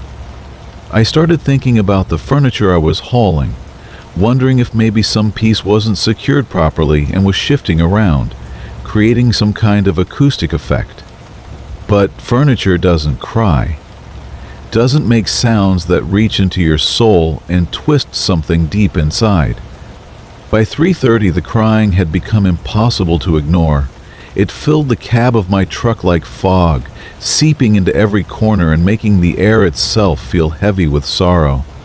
I pulled over at a rest stop, one of those lonely stretches of asphalt with nothing but a couple of picnic tables and a broken streetlight that flickered sporadically in the rain. I needed to check the cargo bay, needed to find some rational explanation for what I was hearing. I grabbed my flashlight and climbed down from the cab, the rain immediately soaking through my jacket. The crying was even louder outside the truck, echoing off the wet asphalt and seeming to come from everywhere at once. I walked around to the back of the trailer and pulled open the heavy doors, shining my light inside. Everything looked exactly as it should. The furniture was still strapped down tight, the moving blankets undisturbed. But the crying was definitely coming from inside the trailer now, from somewhere deep among the shadows cast by tables and chairs. I climbed up into the cargo bay, my flashlight beam dancing across the wrapped furniture as I searched for the source of the sound. That's when I saw her. She was huddled in the far corner of the trailer, pressed against the wall with her knees drawn up to her chest. At first glance, she looked exactly like Sarah. The same dark hair, the same clothes, the same desperate expression. But there was something wrong with her face, something that made my mind struggle to process what I was seeing. Her features seemed to shift and blur in the flashlight beam, as if she wasn't quite solid, wasn't quite there. The crying was coming from her, those heartbroken sobs that had been haunting me for the past hour and a half. When my light fell on her, she looked up at me with eyes that were pools of absolute darkness, and I felt something cold and terrible settle in the pit of my stomach. I scrambled backward out of the trailer, nearly falling off the loading dock in my haste to get away from whatever that thing was. My heart was hammering so hard I could feel it in my throat, and for a moment I just stood there in the rain, trying to convince myself that I'd imagined the whole thing. But the crying continued, floating out of the cargo bay like smoke. I slammed the trailer doors shut and ran back to the cab, my hands shaking as I climbed behind the wheel. Sarah was awake now, sitting up in the sleeper with a confused expression on her face. She asked what was wrong, why we'd stopped, and I found myself studying her features in the dim light, comparing them to what I'd seen in the trailer. She looked solid enough, real enough, but doubt had taken root in my mind like a poisoned seed. I told her we needed to keep moving, that I'd just been checking something in the back. As I pulled the truck back onto the highway, I kept glancing in my mirrors, half expecting to see that other Sarah standing in the rain behind us. The crying had stopped, but its absence felt almost worse than its presence, like the moment of silence before thunder. For the next 2 hours, Sarah sat in the passenger seat, no longer trying to sleep. She kept looking back toward the cargo bay, and I noticed that her hands were trembling. Finally, she spoke in a voice so quiet I almost missed it over the engine noise. She said it had found her again. I asked her what she meant, but she just shook her head and pressed her face against the window. In the reflection on the glass, I could see tears streaming down her cheeks, and I realized with a chill that ran straight through my bones that she was crying with exactly the same rhythm, the same heartbroken cadence as the sound I'd heard coming from the trailer. Dawn was breaking over the New Mexico desert when we finally reached the outskirts of El Paso. Sarah asked me to let her out at a truck stop on the edge of town, said she could find her own way from there. I wanted to argue, wanted to insist that she let me help her properly, but something in her eyes told me that wouldn't be possible.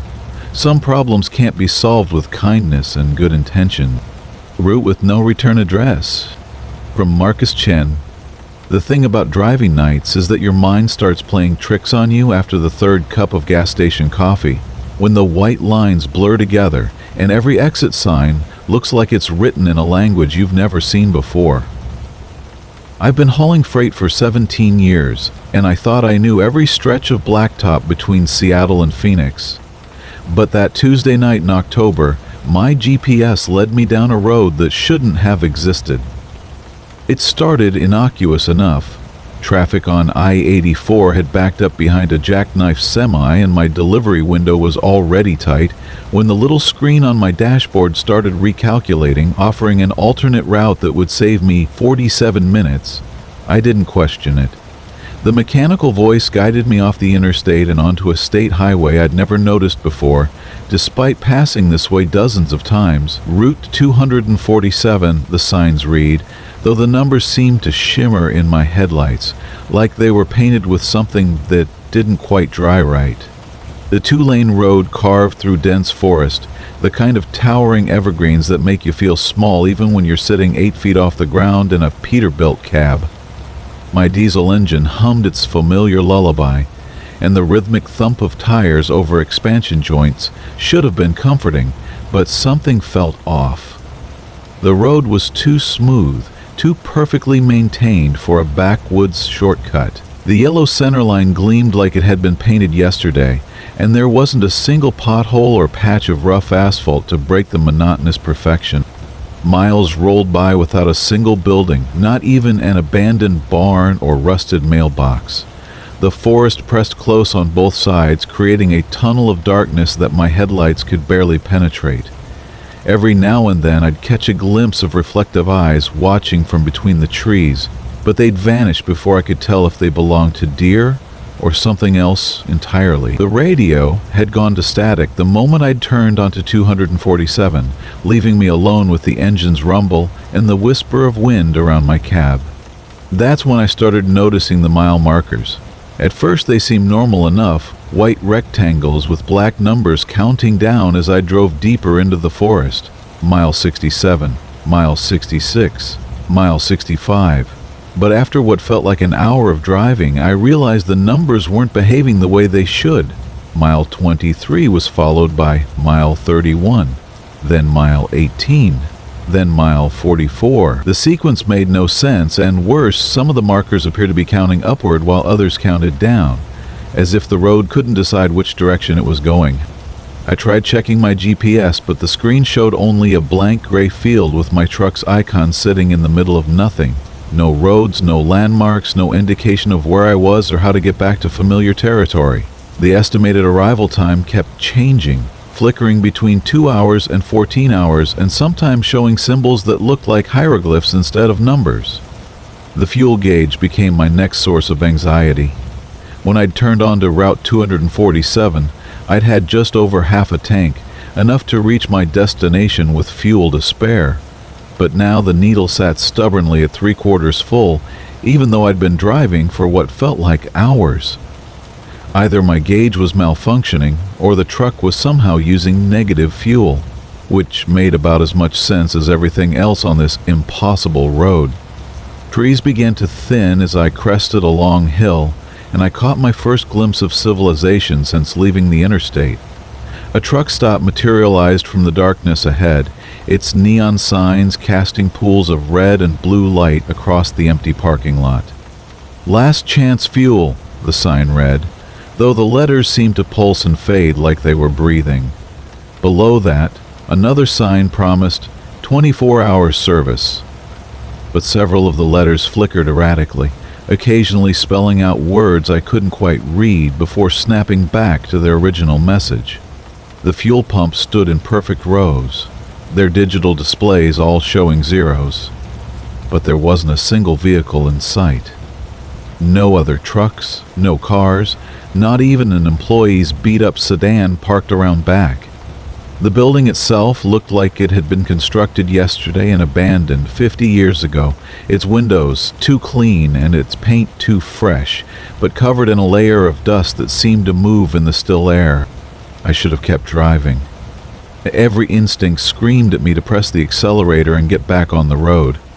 But my fuel gauge had started behaving normally again, and the needle was dropping toward empty faster than physics should have allowed. I pulled up to pump number 7, the diesel pump that seemed to hum with more than just electrical current. The pump handle felt warm in my hand, almost body temperature, and it pulsed gently like it had a heartbeat. Fuel flowed into my tank with a sound like whispers, and the digital display counted upward in a steady rhythm that should have been reassuring but somehow wasn't. The numbers climbed past the point where my tank should have been full, past any reasonable capacity. But the pump showed no signs of stopping, and my gauge indicated I still needed fuel. That's when I noticed the other trucks. They materialized gradually, like Polaroid photos developing in reverse. Vehicles that hadn't been there moments before, but now sat in parking spaces as if they'd been there for years. A red Kenworth with Oklahoma plates, its chrome dulled by road grime that seemed to move. A blue Mack with Florida tags, its windshield cracked in patterns that looked almost like writing.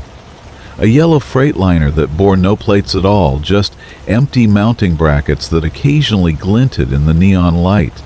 None of the trucks showed any signs of their drivers. No movement in the cabs, no idling engines, no CB chatter crackling through the night air. They sat silent and still, but somehow attentive, like sleeping dogs that might wake at any moment.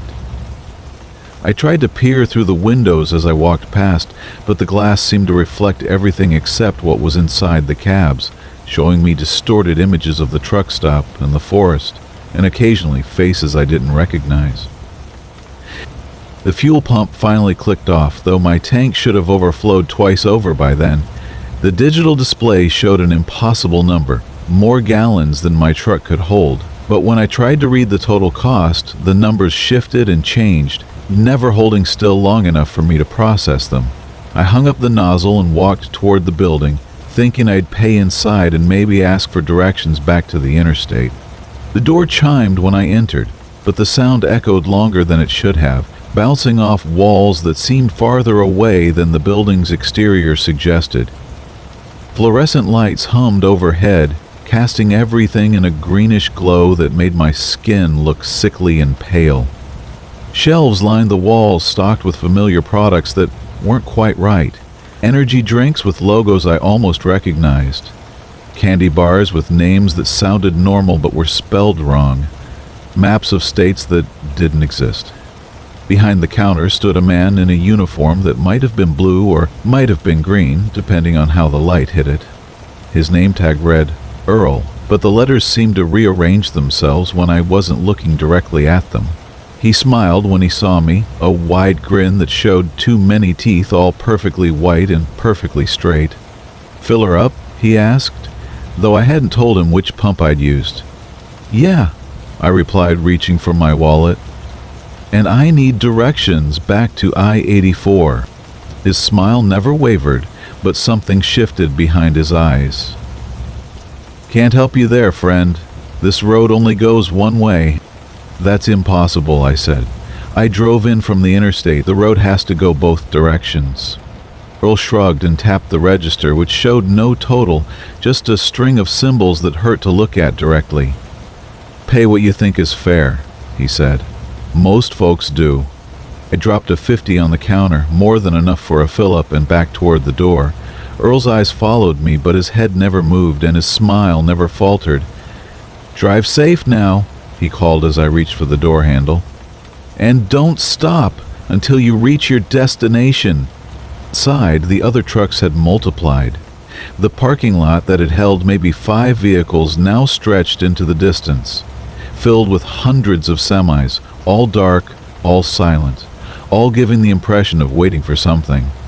I jogged back to my Peterbilt, keys ready, engine turning over with a comforting roar that cut through the unnatural quiet. Route 247 continued beyond the truck stop, winding deeper into forest that seemed denser than before. My fuel gauge read full, but the GPS still showed nothing but gray emptiness. Mile markers flashed by in their impossible sequence, and I began to understand that Earl had been telling the truth. This road only went one way, forward into darkness, toward a destination that might not exist. The Hungry Station, from Marcus Chen. The CB radio had been crackling with warnings about Route 49 all week, but I figured truckers just love their ghost stories. After 18 years hauling freight across the Southwest, I'd heard every tale about cursed highways and phantom hitchhikers, and not one had kept me from making my deliveries on time.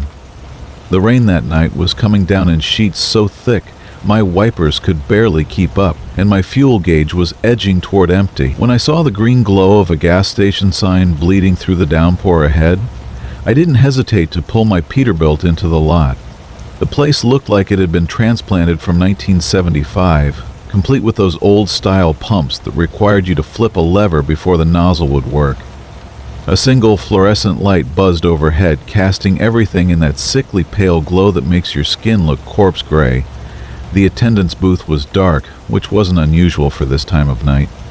Most places like this switch to pay at the pump after 10, and my dashboard clock read 2:47 a.m. The rain drummed against my cab's roof like impatient fingers, and I could hear my reefer unit cycling on and off, working to keep my load of frozen goods at temperature. I grabbed my wallet and rain jacket, steeling myself for the sprint to the pump. The moment I stepped out of my truck, something felt wrong. The rain hitting the pavement should have been loud, drowning out everything else, but instead I could hear this low, humming sound, almost like a generator running underground. The air smelled different, too. Not just the usual mix of diesel and ozone you'd expect during a storm, but something organic and slightly sweet, like fruit left too long in the sun. The pump looked normal enough, though when I got closer I noticed the numbers on the display were flickering slightly, cycling through random digits before settling on zeros. I slid my credit card through the reader, but nothing happened. The display remained blank. I tried again, making sure the magnetic strip was clean, but still nothing. A handwritten sign taped to the side of the pump read, "Please see attendant for payment," which seemed odd since the booth was clearly empty and dark. That's when I heard it, so faint I almost missed it under the sound of the rain. A whisper, barely audible, seeming to come from the pump itself. I leaned closer. telling myself it was just the sound of fuel moving through the underground pipes. But the whisper came again, and this time I could almost make out words. They sounded urgent, desperate, like someone trying to call for help from very far away. I stepped back from the pump, my heart starting to beat a little faster.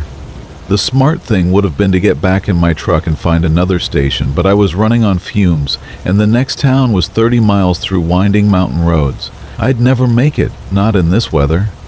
I walked over to the attendant's booth and peered through the rain-streaked window. The interior was empty except for an old cash register and a chair that looked like it hadn't been sat in for years, but there was a light switch visible just inside the door. The door was unlocked, which should have been another red flag, but I was getting desperate. I flipped the switch and fluorescent lights flickered to life, revealing a small office that felt frozen in time. Everything was covered in a thin layer of dust, and the air inside tasted stale, like it had been sealed up for months. On the desk next to the register was a logbook, its pages yellowed with age. I opened it, curious about when this place had last seen real business. The entries were sporadic and strange. Most were just times and pump numbers, but scattered throughout were notes that made my skin crawl. Pump 3 making those sounds again. Read one entry from 3 weeks ago. Customer seemed upset, left without paying. Pump went quiet after. Another from just 5 days past. Found scratch marks around pump 2, deep ones like fingernails. Need to sand them down before county inspector comes by. The most recent entry was dated yesterday. It's getting hungrier, takes more each time. Don't know how much longer I can keep this up. I closed the logbook and backed toward the door, but the light suddenly went out, plunging the booth into darkness. Outside I could hear that humming sound growing louder, and beneath it, more whispers. Not just one voice now, but many, all talking at once in urgent, frightened tones. They seemed to be coming from all around the gas station, but concentrated near the pumps. I fumbled for my phone's flashlight and stumbled back outside into the rain. The scene that greeted me made me question my sanity. All 4 gas pumps were glowing now, not with electric light, but with something that seemed to come from within the metal itself. The displays were cycling rapidly through numbers, but they weren't showing prices or gallons. They were showing dates, dozens of them, flashing by too quickly to read clearly. And the whispers had become a chorus, voices layered over each other in a symphony of desperation that made my teeth ache. I started backing toward my truck, but as I moved, the whispers changed. They became clearer, more focused, and I realized with growing horror that they were screaming. Not loud screams, but the kind of quiet, terrified screaming you do when you're trying not to be heard by something dangerous. The sound was being pulled from the pumps themselves, as if they were speakers playing back recordings of every frightened breath that had ever been drawn in this place. That's when I saw the hoses move. All 4 of them, lifting slightly from their cradles without any wind to stir them. The nozzles turned toward me with deliberate precision, and I could see a faint glow emanating from their openings. The sweet smell I'd noticed earlier was getting stronger, mixing with something metallic that reminded me of blood. The rain seemed to be avoiding the pumps entirely now, creating perfect dry circles around each one while the rest of the lot remained soaked. I ran for my truck, no longer caring about fuel or schedules or anything except getting away from this place. But as I reached for the door handle, I felt something cold wrap around my ankle. I looked down and saw a fuel hose stretched impossibly far from its pump, its nozzle clamped around my leg like a snake. The metal was ice cold despite the warm night, and I could feel it pulsing with something that definitely wasn't gasoline.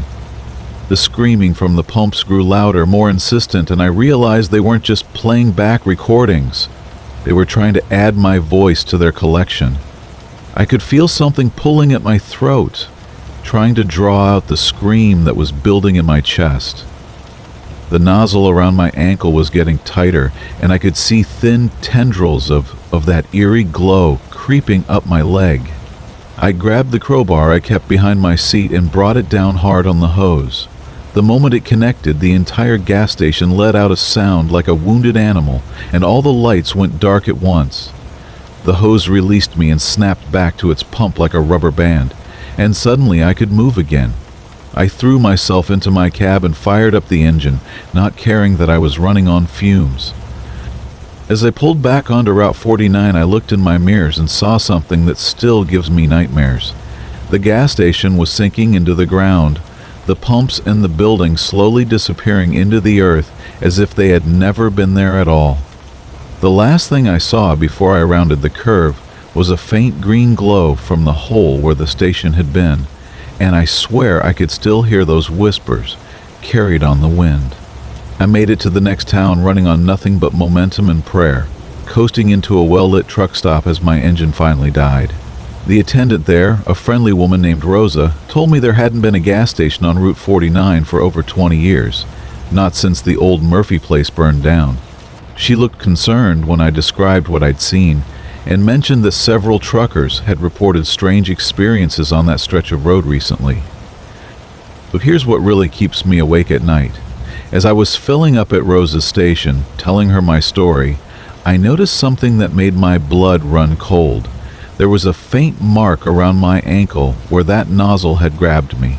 A perfect circle of skin that looked slightly faded, as if something had tried to drain the color right out of it. And sometimes, late at night, when I'm alone in my cab, I can still hear whispers coming from my fuel tank, faint voices that sound grateful, like they're trying to thank me for not feeding them to that hungry place on Route 49.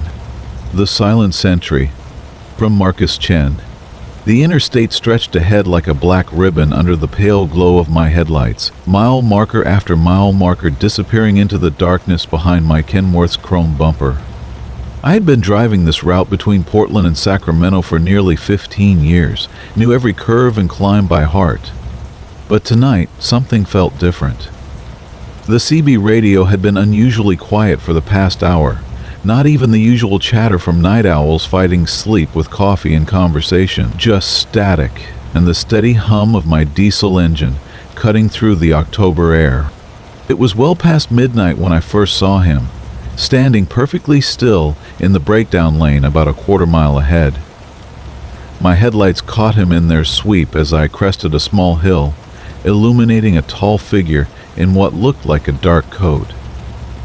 He wasn't moving, wasn't waving for help, just standing there, facing the road, with his back to the guardrail. I eased off the accelerator slightly, expecting him to turn toward my approaching rig or step back from the edge of the pavement, but he remained motionless as I thundered past at 65 miles per hour.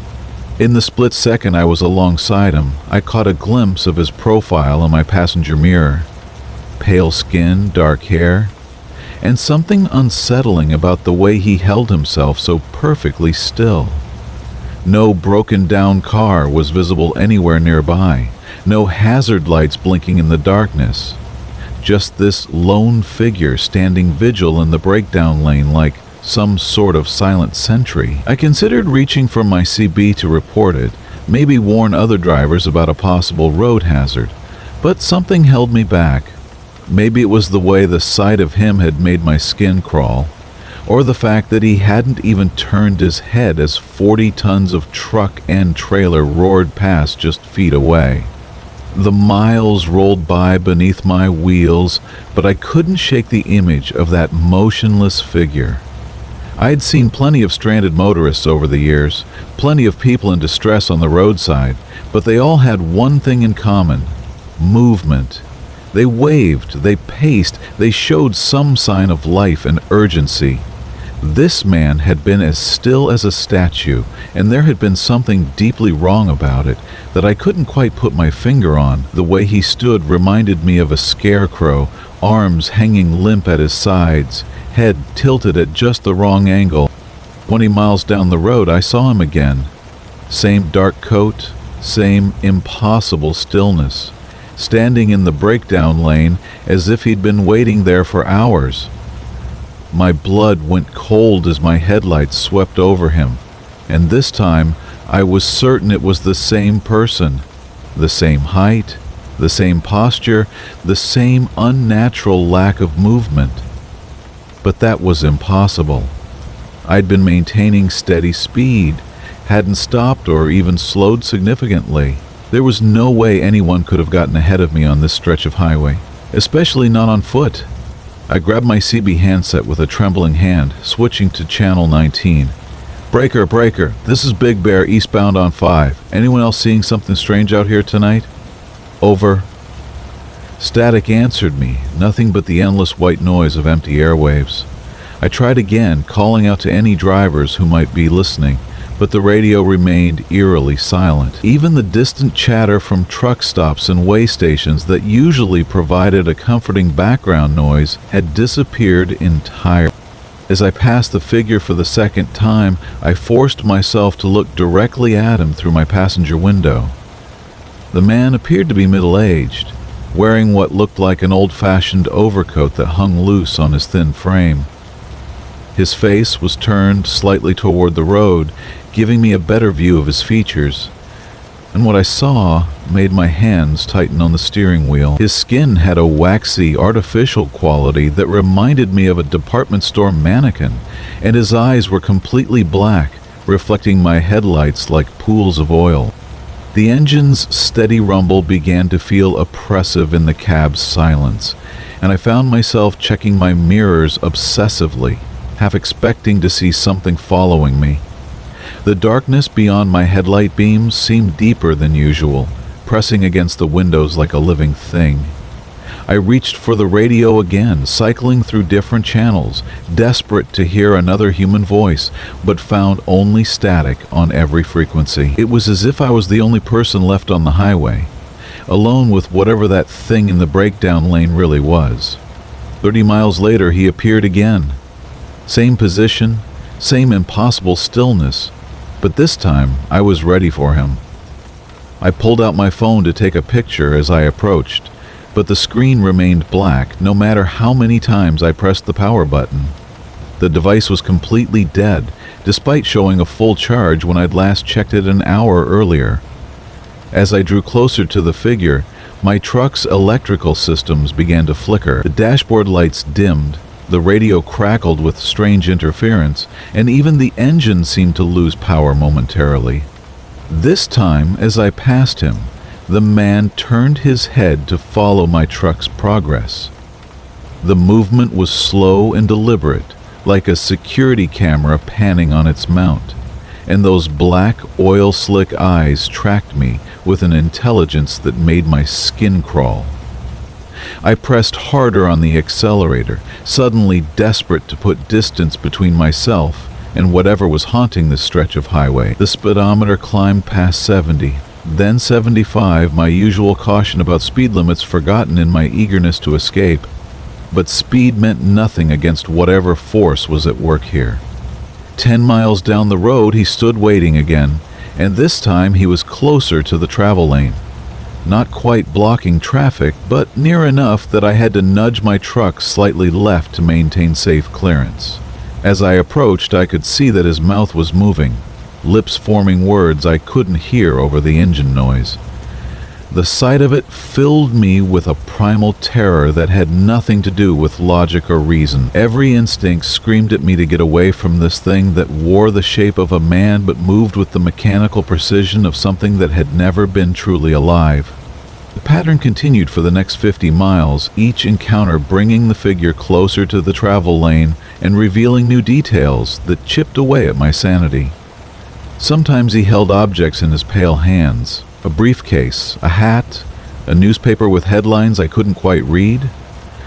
Other times he was accompanied by shadows that didn't match his movements, as if multiple light sources were casting different versions of his silhouette simultaneously. Once, I swear I saw other figures standing behind him in the darkness beyond the guardrail. A whole crowd of motionless watchers gathered to observe my passage. Dawn was still hours away when I finally saw him step into my lane. Not all the way, just 1 foot crossing the white line that separated the breakdown lane from the roadway proper. It was clearly a test, a challenge, and I realized with growing horror that each appearance had been building to this moment. Whatever game we'd been playing through the night was entering its final phase, and I had no idea what the rules were, or how to win. I grabbed the CB microphone one last time, abandoning any pretense of trucker protocol. Mayday, mayday, anyone on this frequency. I need help on eastbound Interstate 5, mile marker 237. There's something in the road, something that shouldn't exist. Please, if anyone can hear this, send help. But the radio gave back only silence, as if my words were being swallowed by the darkness itself. The figure stood fully in my lane now, arms spread wide like he was welcoming me home after a long journey. Those black eyes reflected my headlights as I bore down on him at highway speed, and I faced an impossible choice. Swerve into oncoming traffic, hit the guardrail, or plow straight through whatever this thing was. Time seemed to stretch like taffy as I wrestled with the wheel, physics and terror warring in my mind. At the last possible second, I yanked the truck hard to the left, feeling the trailer begin to jackknife behind me as we slid sideways across both lanes. When I finally brought the rig to a shuddering stop on the shoulder of the westbound side, my heart was hammering so hard I thought it might burst. I sat in the cab for several minutes, hands shaking, trying to process what had just happened. Slowly, I climbed down from the driver's seat and walked around to examine my truck for damage. Everything appeared normal. No dents, no scratches, no evidence of any collision. The asphalt where the figure had stood showed no trace of blood or impact. But as I prepared to get back on the road, I noticed something that made my blood freeze in my veins. There, pressed against the passenger side window of my cab, was a perfect handprint.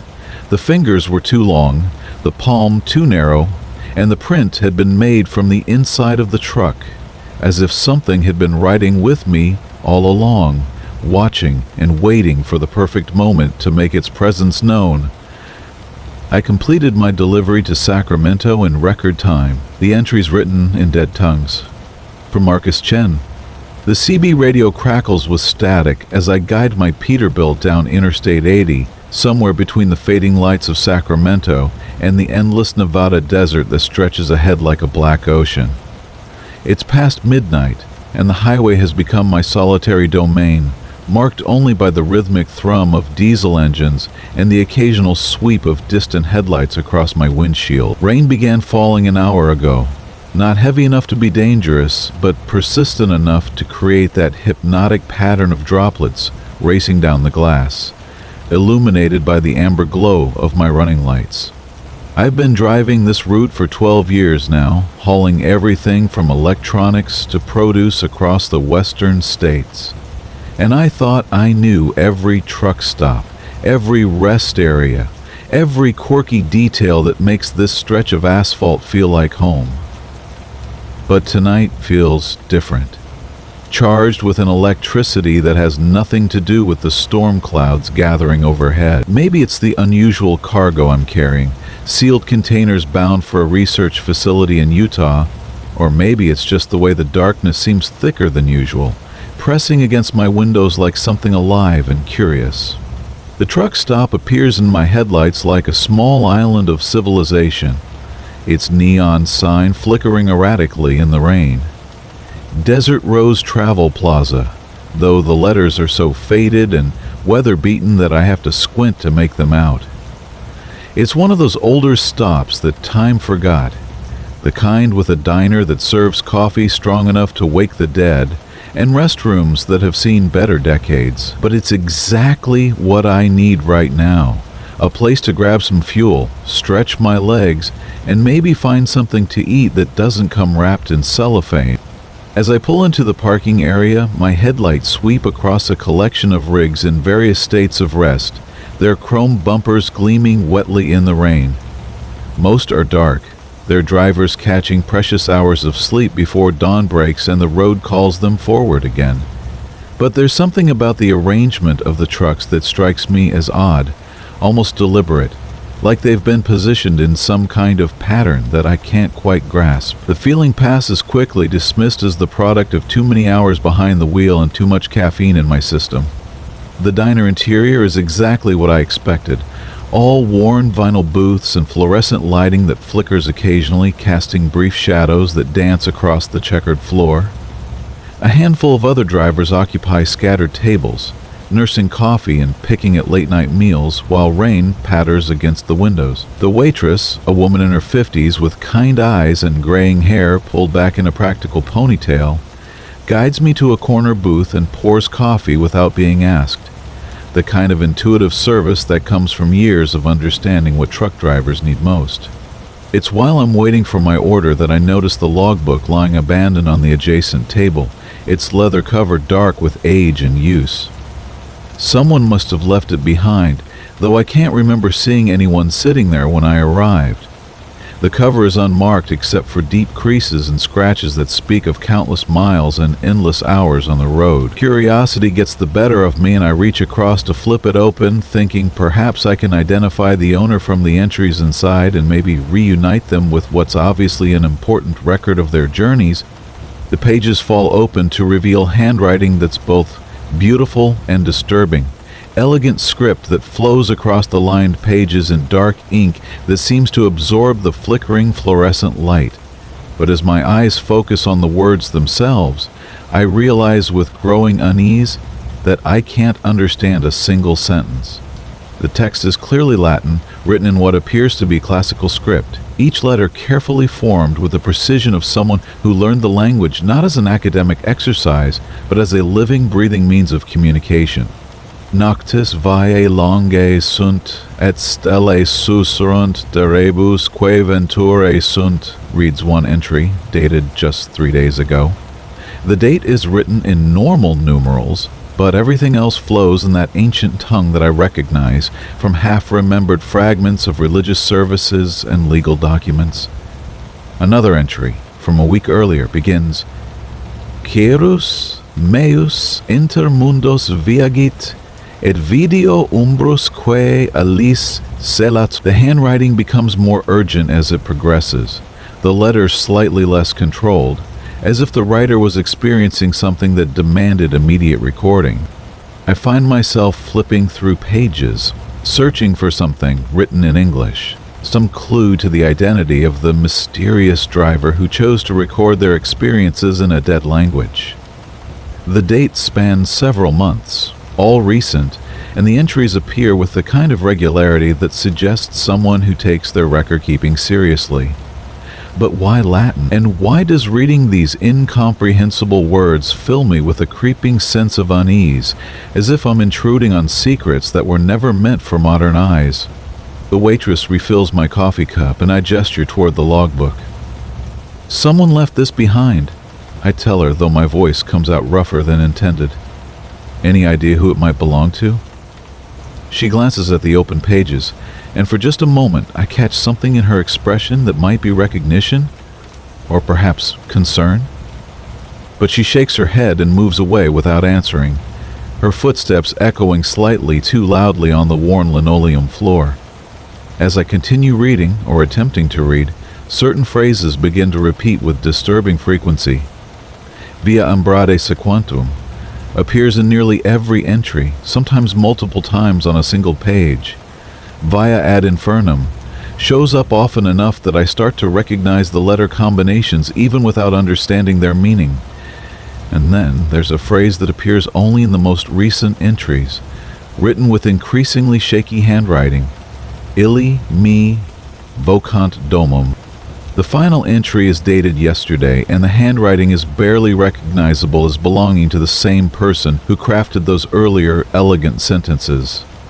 The letters are large and hurried, the ink darker, as if the pen was pressed hard against the paper. Non possum resistere, via me ducit ubi nolo ille. Carus meas non mie obitit, sicis hoc legit ne secatur vestigia mea. Via maledicta est. A chill runs down my spine that has nothing to do with the rain outside or the inconsistent heating system in the diner. Even without understanding Latin, the desperation in that final entry is unmistakable, communicated through the violent strokes of the pen and the way certain words are underlined multiple times. This isn't just a driver's log. It's a record of something going terribly wrong, a cry for help written in a language that ensures most people won't be able to understand the warning. I'm so absorbed in the mysterious logbook that I don't notice the man approaching my table until he's standing directly beside my booth, rainwater still dripping from his jacket onto the floor. He's tall and gaunt, with the kind of deep-set eyes that suggest too many nights driving through darkness. And when he speaks, his voice carries an accent I can't quite place. "You're reading my journal?" he says, and there's something in his tone that makes the statement sound both like an observation and an accusation. "I'm sorry," I begin, starting to close the logbook. "I found it on this table, thought maybe I could help return it to whoever lost it." But he holds up a hand to stop me, and I notice that his fingers are stained with ink, the same dark ink that fills the pages I've been studying. "No need to close it now," he says, sliding into the seat across from me without invitation.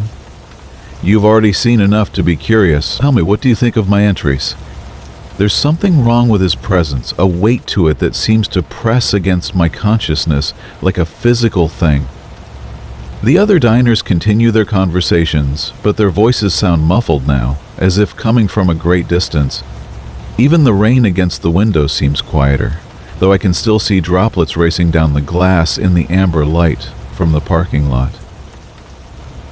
"I don't read Latin," I admit, and his smile in response is neither warm nor reassuring. "Latin is the language of timeless things," he explains, gesturing toward the open logbook, "of rituals and summonings, of contracts that bind across centuries and roads that exist between the spaces of ordinary maps. When you drive the highways long enough, really drive them, you begin to understand that some routes don't appear on any GPS. Some destinations can't be reached by following normal directions." As he speaks, I become aware of a sound underneath his words, a low humming that seems to come from everywhere and nowhere at once. It's not the usual background noise of a truck stop, not the rumble of idling engines or the whisper of tires on wet pavement. This sound is deeper, more fundamental, like the earth itself is singing a song in frequencies just below normal hearing. The fluorescent lights overhead begin to flicker more frequently, casting our table in alternating brightness and shadow. "The Passenger Who Never Was," from Jake Morrison. The thing about driving 18-wheelers across the empty stretches of Nebraska is that you get to know every sound your truck makes, every vibration that travels through the steering wheel into your bones, every reflection that dances across your mirrors in the amber glow of highway lights. After 15 years behind the wheel of my Peterbilt 379, I thought I'd experienced every trick the road could play on a tired mind. I was wrong. It started on a Tuesday night in late October, somewhere between Grand Island and North Platte, when the fog rolled in thick as cotton batting and reduced my world to the 20 feet of asphalt illuminated by my headlights. The heater hummed its familiar tune, wrestling with the autumn chill that seeped through the cab's weather stripping, and my CB crackled occasionally with the distant chatter of other drivers navigating the same ghostly conditions. I'd been running this route for Morrison Freight for over a decade, hauling everything from farm equipment to consumer goods, and I prided myself on being unflappable behind the wheel. The passenger door had been squeaking lately, a metallic protest that occurred whenever the truck hit an uneven patch of road or when the wind caught the cab just right. My mechanic back in Omaha had assured me it was nothing more than worn hinges, but tonight the sound seemed more pronounced, almost rhythmic, like someone was gently testing the handle from the outside. I reached over and gave the door a firm pat, and the squeaking stopped, but the silence that followed felt somehow heavier than the noise had been. That's when I first noticed him in my passenger side mirror. He appeared as nothing more than a suggestion at first, a shadow that might have been a trick of the fog and the intermittent glow of highway reflectors. I glanced over at the empty passenger seat, then back at the mirror, where the shape seemed to have grown more defined. The man wore what looked like a dark jacket or coat, and though I couldn't make out his features clearly, something about his posture suggested he was looking directly at me through the mirror's surface. I eased off the throttle and let my speed drop, wondering if perhaps I'd picked up a hitchhiker without realizing it, though I knew that was impossible. The fog had been too thick for me to see anyone standing roadside, and I certainly hadn't stopped. More importantly, my passenger door was still locked, its familiar weight and resistance unchanged when I'd tested it moments earlier. Yet there he sat, or seemed to sit, visible only in the reflection of my passenger mirror. The logical part of my mind, the part that had kept me safe through countless miles and weather conditions, insisted this was nothing more than fatigue playing tricks with shadows and light. I'd been driving for 11 hours straight, sustained by truck stop coffee and the kind of stubborn determination that comes from knowing you have a delivery deadline to meet. Highway hypnosis was a real thing, and I'd seen other drivers report all manner of strange phenomena during long hauls through desolate country. But when I adjusted my rearview mirror to get a better look at my trailer, the figure wasn't visible there.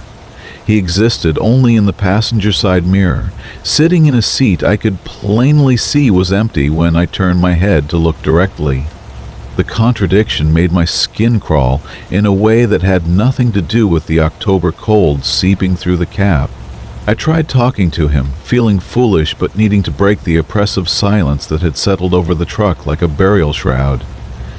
"Evening," I said, my voice sounding strange and hollow in the confined space of the cab. "Nice night for a ride, I suppose."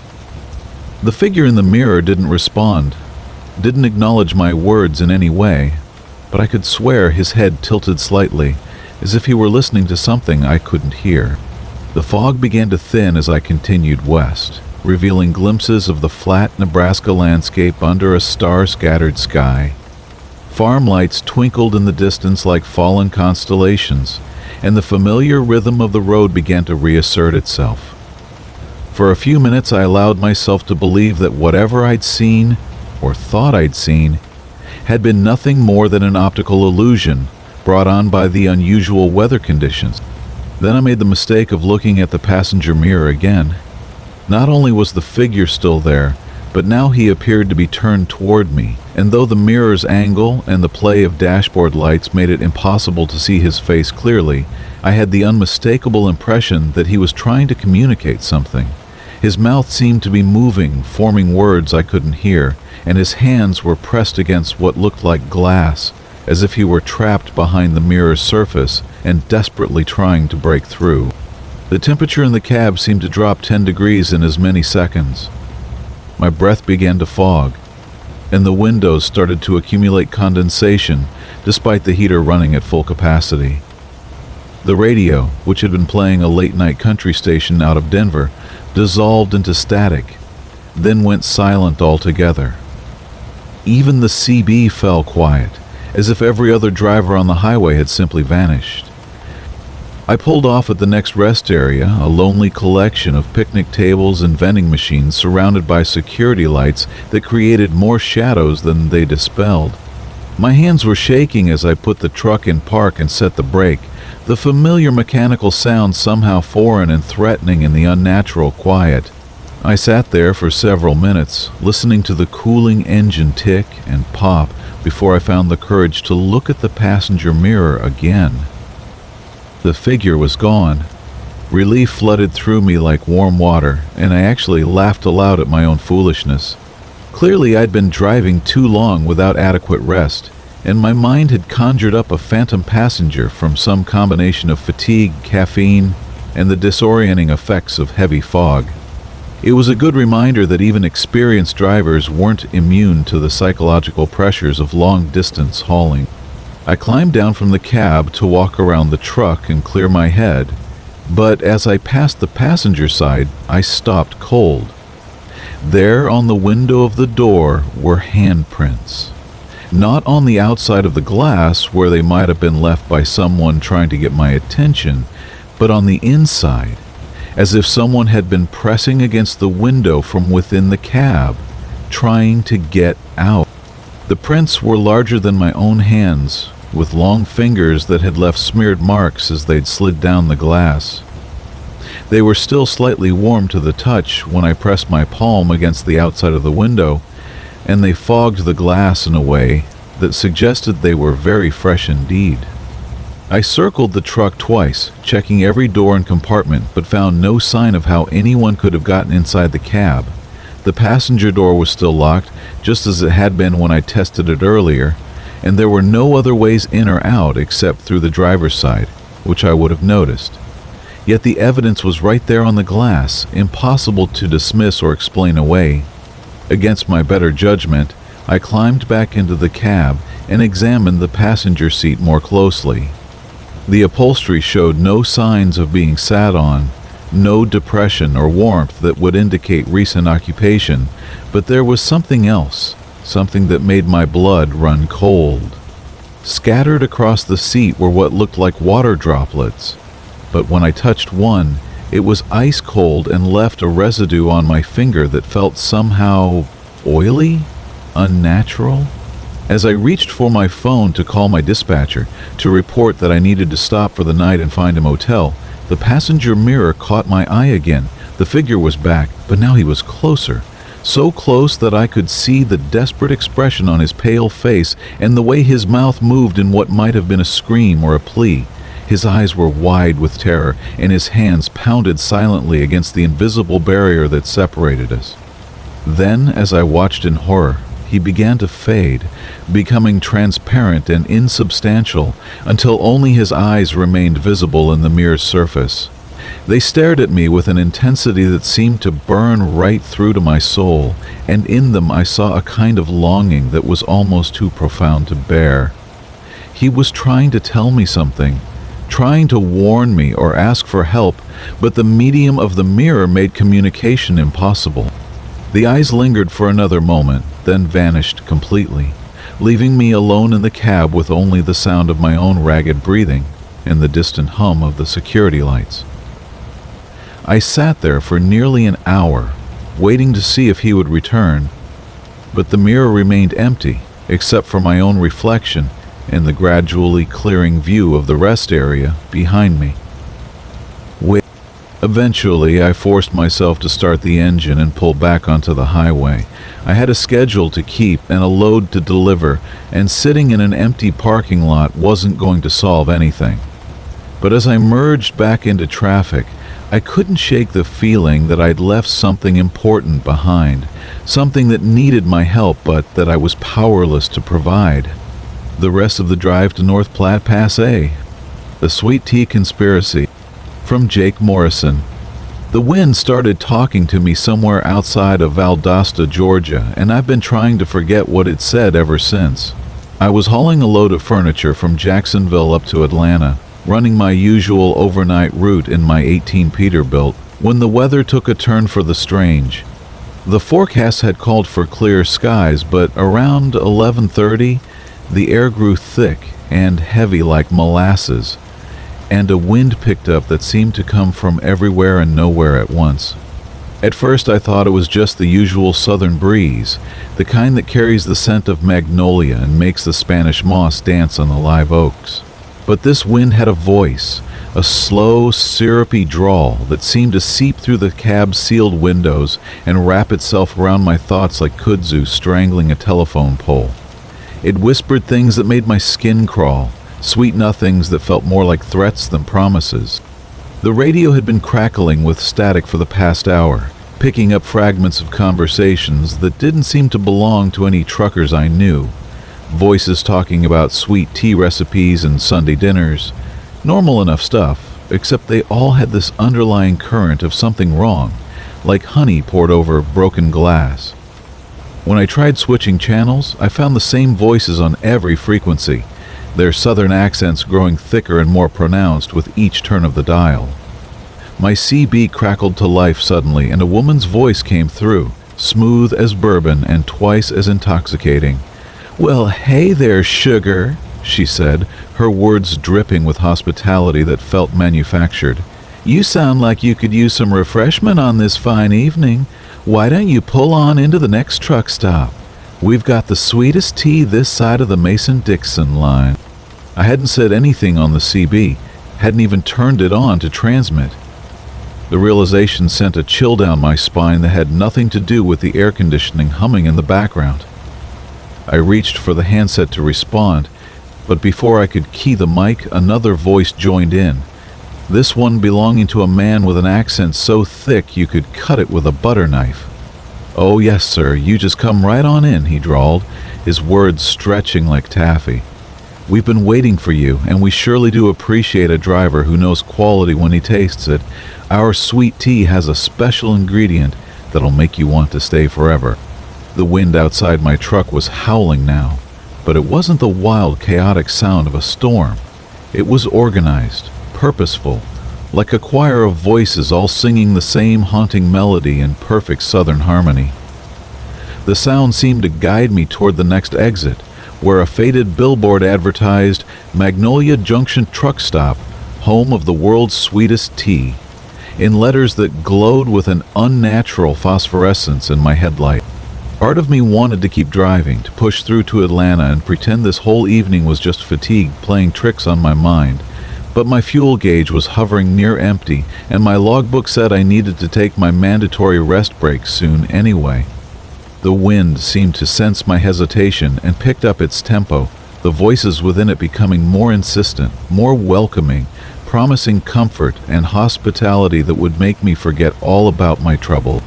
The truck stop appeared around a bend in the highway like something out of a fever dream. It was larger than it had any right to be for such a rural stretch of road, with dozens of parking spaces and a main building that looked like it had been transplanted from the antebellum South. White columns stretched up to support a wraparound porch, and every window glowed with warm amber light that should have been inviting but somehow felt predatory instead. As I pulled into the lot, I noticed that every parking space was occupied by trucks from different eras. There was a classic Kenworth from the 70s, its chrome still gleaming despite its age, parked next to a modern Freightliner that looked like it had just rolled off the showroom floor. Peterbilts, Max, and Internationals filled the spaces in between, all of them perfectly maintained but somehow empty feeling, like movie props waiting for their actors to return. The wind followed me as I climbed down from my cab, its southern drawl now so pronounced that I could almost make out individual words. It spoke of sweet tea brewed in copper kettles, of recipes passed down through generations, of hospitality that would make a stranger feel like family. But underneath those pleasant promises was something else, a hunger that felt vast and patient and utterly inhuman. The main building's doors opened before I could reach them, and a woman emerged who looked like she'd stepped out of a Norman Rockwell painting. She wore a pale yellow dress that seemed to glow in the porch light, and her silver hair was perfectly coiffed despite the wind that continued to howl around the building. Her smile was warm and genuine, or at least it appeared to be until I looked directly into her eyes and saw something ancient and calculating staring back at me. "Welcome to Magnolia Junction, honey," she said, her voice the same one I'd heard on the CB radio. "I'm Miss Cordelia, and we've been expecting you. Why don't you come inside and have yourself a tall glass of our famous sweet tea? It's got a special blend of herbs and spices that'll make you feel right at home." Behind her, I could see other figures moving in the warm light of the building's interior. They all looked normal enough at first glance, like truck drivers and travelers taking their ease after long hours on the road. But there was something uniform about their movements, a synchronized quality that reminded me of a well-rehearsed dance. They all held glasses of amber liquid that caught the light in ways that seemed to defy physics. The wind chose that moment to intensify, and I realized that all those voices I'd been hearing weren't coming from the air around me. They were coming from the people inside the truck stop. Their words carried on currents of manufactured breeze that smelled of sweet tea and something else, something organic and cloying that made my stomach turn. Every person in that building was talking at once, their southern accents blending together into a symphony of hospitality that felt more like a trap than a welcome. "I appreciate the offer," I managed to say, my voice sounding strange and thin against the backdrop of that supernatural wind. "But I think I'll just fuel up and be on my way. Got a delivery to make in Atlanta, and I'm already running behind schedule." Miss Cordelia's smile never wavered, but I caught a flicker of something predatory in her expression. "Oh, now, sugar, you can't leave without trying our tea. It's a family recipe, been in our possession for generations. Every driver who stops here just loves it to pieces. In fact, most of them love it so much they decide to stay on permanently. Help us serve other weary travelers who need a taste of genuine Southern hospitality."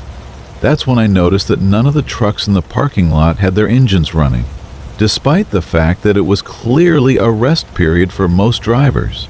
No idle hum filled the air. No diesel exhaust clouded the night. The vehicles sat silent and still, like museum pieces or monuments to journeys that would never be completed. The wind began to circle around me, and within its southern-tinged howling, I could hear fragments of conversations that chilled me to the bone. Drivers talking about loads they'd never delivered, families they'd forgotten to call, routes that had brought them to this place and somehow erased their need to leave.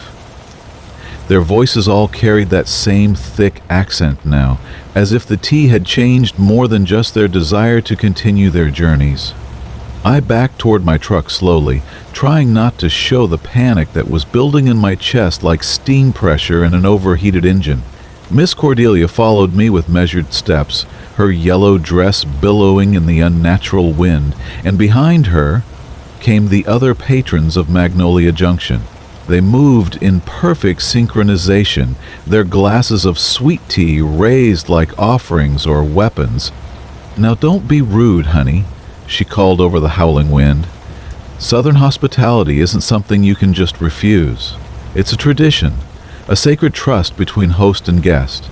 You accept our tea, and we'll take real good care of you, better than you've ever been cared for in your whole life." My hand found the door handle of my Peterbilt just as the wind reached a crescendo, and for a moment I could understand every word it was saying. It spoke of drivers who had stopped for just one glass and never left, of sweet tea that rewrote memories and reforged loyalties, of a truck stop that existed between 1 mile marker and the next, sustained by the hospitality it forced upon unwilling guests. I threw myself into the cab and fired up the engine in one fluid motion, the familiar rumble of the diesel providing a counterpoint to the supernatural chorus that surrounded me. Miss Cordelia and her customers had reached my truck. The voice that knew my route. From Marcus. The Kenworth's headlights carved through the Kentucky fog like twin blades, illuminating nothing but more darkness ahead. I had been driving these mountain roads for 15 years, hauling everything from furniture to farm equipment across the eastern seaboard, but tonight felt different somehow. The familiar weight of 20 tons of steel beams behind me should have been comforting, yet something in the air itself seemed to whisper of unease. My GPS unit, a reliable old Garmin I'd mounted just above the radio 3 years ago, had been acting strange since I'd crossed the state line near Pikeville. The screen flickered occasionally, displaying roads that didn't exist on any map I knew, and twice it had tried to route me through what appeared to be solid mountains. The rain began as a gentle mist against the windshield, each droplet catching the green glow of my dashboard lights like tiny emeralds. I reached for my coffee thermos, finding it empty, and settled back into the worn leather seat that had molded itself to my body after countless miles. The CB radio crackled with distant conversations between other drivers, their voices fading in and out like ghosts passing through the static. I was descending a particularly steep grade when the GPS suddenly chirped to life with its usual synthetic female voice, directing me to turn right in half a mile onto Route 412.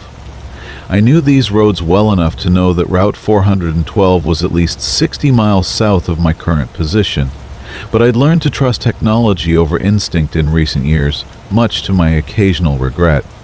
The turn appeared exactly where the GPS indicated, marked by a weathered green sign that seemed older than it should be, its reflective surface dulled by years of mountain weather. Route 412 stretched ahead into a tunnel of overhanging branches that created a natural roof above the asphalt. their leaves rustling with a sound like whispered secrets in the humid night air. My headlights painted strange shadows among the tree trunks, shapes that seemed to move independently of the swaying branches, and I found myself gripping the steering wheel tighter than necessary. The GPS remained silent for several miles as I navigated the winding road, my engine's diesel rumble echoing off the surrounding hills like a mechanical heartbeat in the wilderness. It was then that I first heard it, though I initially dismissed the sound as audio feedback or interference from a nearby radio tower. The GPS unit flickered, its screen displaying my location as a thin blue line threading through green topography. But the familiar calm voice that emerged from its speakers carried an undertone I'd never heard before. "Continue straight for 2.4 miles, it said, but beneath the words was something else, something that made the hair on my arm stand upright despite the cab's warmth. It sounded almost like screaming, so faint I wondered if I was imagining it, but persistent enough to make me lean closer to the device with growing concern. The road began to narrow as I climbed higher into the mountains, my truck's transmission downshifting automatically to handle the grade, and the trees pressed closer on both sides like curious spectators. Fog rolled across my windshield in waves, thick enough that my headlights seemed to bounce back at me rather than penetrate the murky air ahead. The GPS chirped again, directing me to make a left turn in 1 mile, and this time the screaming was unmistakable, woven through the synthetic voice like thread through fabric.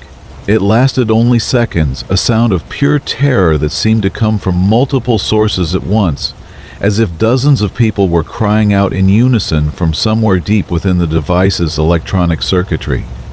I pulled over at the next wide spot in the road, my hazard lights painting the fog in alternating shades of amber, and examined the GPS unit with trembling fingers. The screen showed my location clearly enough, a small blue arrow pointing north along what appeared to be a legitimate highway, but the device felt unusually warm to the touch, almost feverish. I tried switching it off and on again, watching as it went through its startup routine, satellite icons appearing one by one across the display until it achieved a full signal lock. For a moment, everything seemed normal, the familiar interface displaying my route with its usual calm efficiency, and I began to convince myself that I'd simply been on the road too long without adequate rest. Then the voice returned, and this time there was no mistaking what I heard. "Turn left in 500 feet, it announced in its standard measured tone. But underneath the words came a chorus of screaming that seemed to emanate from every speaker in my cab. The sounds were distinctly human, voices raised in terror and agony, and they seemed to be growing stronger with each passing moment. I could distinguish individual cries within the cacophony, men and women and what sounded like children, all calling out in wordless fear that made my stomach clench with sympathetic dread. The left turn materialized out of the fog exactly as predicted, marked by reflectors that gleamed like animal eyes in my headlights, leading toward an even narrower road that disappeared into the darkness between towering pine trees. Against every instinct screaming at me to turn around and find another route, I followed the GPS directions drawn by a curiosity that felt almost compulsive in its intensity. The screaming continued with each new instruction, growing more distinct and desperate until I could hear individual pleas for help buried within the electronic noise. "Please, someone help us," came a woman's voice, clear as crystal despite the static. "We can't get out," whispered a man, his words barely audible above the digital chaos. "It's so dark in here," sobbed what sounded like a young girl, her voice breaking my heart even as it filled me with inexplicable terror. The road descended into a valley shrouded in fog so thick that I had to reduce my speed to barely 20 miles per hour, my truck's massive form creeping through the white-gray soup like a whale navigating the depths of an alien ocean. My CB radio had gone completely silent, not even static emerging from its speakers, and I realized that I hadn't seen another vehicle or even evidence of human presence for over an hour. The GPS continued its relentless guidance, each direction accompanied by increasingly frantic screaming that seemed to press against the walls of my cab like a living thing seeking escape. "Destination ahead on right in .2 miles," the device announced, and the screaming suddenly stopped, leaving behind a silence so complete that I could hear my own heartbeat pounding in my ears. The absence of sound was somehow worse than the cacophony that had preceded it, creating a vacuum that seemed to pull at my thoughts and leave me feeling hollow and disoriented. I slowed my truck to a crawl as I approached the indicated destination, expecting to see a truck stop or warehouse or at least some structure that would explain why my GPS had brought me to this remote valley in the middle of the Kentucky mountains.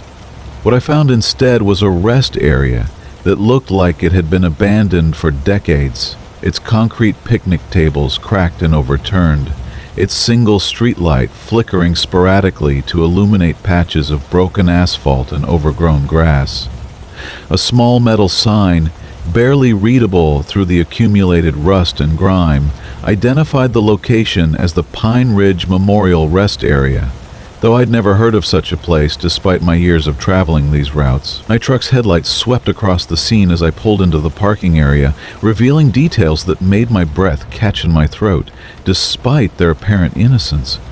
There were other vehicles in the lot, perhaps a dozen cars and trucks of various ages and makes, all sitting silent and dark as if their occupants had simply vanished into the mountain air. Some appeared to be relatively new, their paint still reflecting my headlights with mirror brightness, while others showed signs of long exposure to the elements, their surfaces dulled by weather and time. What disturbed me most was that several of the vehicles bore license plates from different eras, some with designs I remembered from my childhood, others so old that their registration stickers had long since faded beyond recognition. I sat in my cab with the engine idling, studying the scene before me while fighting the urge to simply put the truck in reverse and flee back the way I'd come. The GPS unit remained silent, its screen now showing simply "Arrive at destination" with no further instructions or guidance. The fog swirled around my truck in patterns that seemed almost purposeful, occasionally parting to reveal glimpses of the abandoned vehicles before closing again like curtains drawn by invisible hands. It was then that I noticed movement in my side mirror, subtle but unmistakable. Shapes moving among the parked cars with the fluid grace of people who belonged there. The figures were difficult to see clearly through the fog and darkness, but they appeared to be approaching my truck with deliberate intent, their movements coordinated in a way that suggested communication or shared purpose. I counted at least 6 distinct forms, possibly more, all moving with the same unhurried gait that spoke of infinite patience and absolute certainty. My hands found the gear shift almost automatically, my body preparing for flight even as my mind struggled to process what I was witnessing, and I had just begun to reverse when the GPS unit crackled back to life with a sound that froze my blood in my veins. The Lame That Weeps. From Marcus. I've been hauling freight across the interstate for 15 years now, and in all that time I thought I'd seen everything the road could throw at me. Ice storms that turn asphalt into a skating rink, fog so thick you can't see your own headlights, winds that'll push a loaded semi sideways like it's made of cardboard. But what I encountered on that stretch of Highway 84 outside Boise challenged everything I understood about the natural world, and left me questioning whether some roads might hold secrets that defy explanation. It was mid-October, around 2 in the morning, and I was making good time on a run from Seattle to Denver. My Peterbilt 3N79 was humming along smooth as silk, her Caterpillar engine purring with that steady rhythm that usually lulls me into a zen-like state during these long hauls. The cab was warm and comfortable, dashboard lights glowing soft amber, and the CB was crackling with the occasional check-in from other drivers scattered along the interstate. Outside, the night was clear and crisp, with a canopy of stars so bright they seemed close enough to touch. Perfect driving conditions, the kind that make you remember why you fell in love with the road in the first place. I was approaching a section where the highway widens from 2 lanes to 3 in each direction. A long, gradual climb up through the foothills where they added the extra lane to help trucks maintain speed on the grade. The asphalt looked bone dry under my headlights, and there wasn't a cloud visible anywhere in the star-filled sky above. That's what made what I saw next so deeply unsettling. As my truck crested a small rise, my headlights swept across the road ahead, and I could clearly see water streaming across the pavement in the right lane, pooling and flowing like there was a torrential downpour happening directly overhead. But it was only in that one lane. The left and center lanes were completely dry, their painted lines sharp and clear under my lights. The right lane, however, looked like it was caught in the grip of a violent thunderstorm. Water was cascading down from somewhere above, splashing and streaming across the asphalt, creating rivulets that flowed toward the shoulder and disappeared into the darkness beyond. I eased off the throttle and flipped on my wipers, even though my windshield was completely dry, just to make sure they were working properly. The familiar squeak of rubber against glass confirmed what I already knew. There wasn't a drop of moisture on my truck. I grabbed the CB microphone and keyed it, my voice sounding strangely hollow in the quiet cab. Breaker 19, this is Last Chance. Anybody got ears out there? I'm eastbound on 84, mile marker 42, and I'm seeing some weird weather up ahead. Anyone else seeing rain in the right lane only? Static crackled back at me for several long seconds before a voice responded, scratchy and distant. Last Chance, this is Mountain Man. I passed through there about 30 minutes ago and it was dry as a bone, driver. You sure you're seeing rain?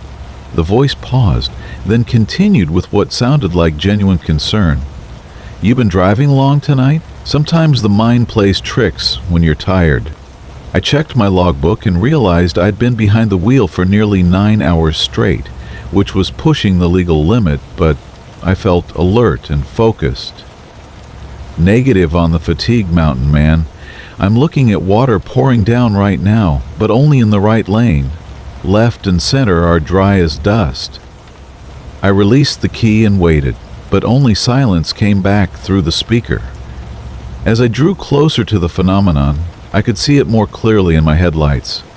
The water wasn't just trickling down, it was coming down hard, like a summer cloudburst, bouncing off the asphalt and creating spray that caught the light. But the most unnerving part was how precisely contained it was. The water seemed to stop at the lane markers as if hitting an invisible wall, never spilling over into the adjacent lanes. It was as though someone had drawn a perfect rectangle on the highway and decreed that rain would only fall within those exact boundaries. I downshifted and slowed to about 40 miles per hour. My engine braked, creating that distinctive rumbling growl that usually comforts me, but tonight seemed to highlight the strangeness of the situation. As I approached the edge of the wet zone, I could hear something that made my skin crawl. The sound of rain hammering my roof and windshield. Even though I could clearly see that no water was hitting my truck, the audio was crystal clear, that familiar drumming pattern of heavy rainfall, but my windshield remained completely dry. The sensory disconnect was profoundly disturbing. My ears told me I was driving through a downpour, while my eyes insisted I was traveling under clear skies. I reached up and touched the ceiling of my cab, half expecting to feel vibrations from raindrops, but the metal was steady and still. Yet the sound continued, growing louder as I moved deeper into the affected area. It wasn't coming through the CB or my radio. I clicked both off to be sure. The sound was all around me, as if the air itself had become saturated with the memory of rainfall. That's when I noticed something else that made my blood run cold. In my side mirrors, I could see the wet pavement behind me, but it wasn't reflecting my taillights the way wet asphalt should. Instead, the water seemed to absorb the red light completely, creating patches of absolute darkness that looked less like puddles and more like holes cut straight through the world. As I watched, transfixed despite my growing unease, those dark patches began to shift and move, flowing against the direction they should have been moving if they were just run off from rain. The sound of the phantom rainfall began to change, becoming more rhythmic, almost like Morse code, but with a pattern too complex for me to decipher. Dot, dash, dot, dash, but with variations and pauses that suggested meaning, as if the rain itself was trying to communicate something. I found myself leaning forward, straining to understand, when my CB suddenly crackled to life with a voice I didn't recognize. "The lane remembers," the voice said, clear as day despite the static that had been plaguing the radio all night. "Every drop that ever fell, every storm that ever passed, the lane remembers." The transmission cut off abruptly, leaving only the phantom sound of rain drumming against my cab. I grabbed the microphone with a hand that was definitely trembling now. "Unknown station, this is Last Chance. Please repeat your last transmission. Who is this?" But only silence answered me, broken by the increasingly insistent rhythm of the rain that wasn't there. That's when I saw the headlights in my mirrors. A single vehicle, maybe half a mile back, also traveling in the right lane, also moving through the impossible rainfall. But as I watched, the headlights began to dim. Not as if the vehicle was falling behind, but as if the lights themselves were being absorbed by the water that shouldn't exist. First they faded to a dull yellow, then to barely visible pinpricks, and finally they disappeared entirely, swallowed by the darkness that pooled where the phantom rain met the asphalt. My engine suddenly started running rough, missing and stumbling as if water had gotten into the fuel system, which should have been impossible. The dashboard lights flickered, casting dancing shadows inside the cab, and the familiar hum of the road became a discordant whisper that seemed to be coming from directly beneath my feet, through the floorboard. I could swear I heard voices, muffled and distant, speaking in words I couldn't quite make out, but that filled me with a dread so profound it made my hands shake on the steering wheel. I pushed the throttle down, desperate to get through this section of highway and back into the normal world where rain fell from clouds and water behaved according to the laws of physics. My speedometer climbed past 60, then 70, the engine responding, despite its earlier hesitation. But as my speed increased, so did the intensity of everything around me. The phantom rain became a torrential downpour, the voices beneath the floorboard grew louder and more insistent, and in my mirror I could see more headlights appearing and disappearing in the impossible water behind me. The radio crackled again, and this time I recognized the voice. It was my own, but speaking words I wasn't saying.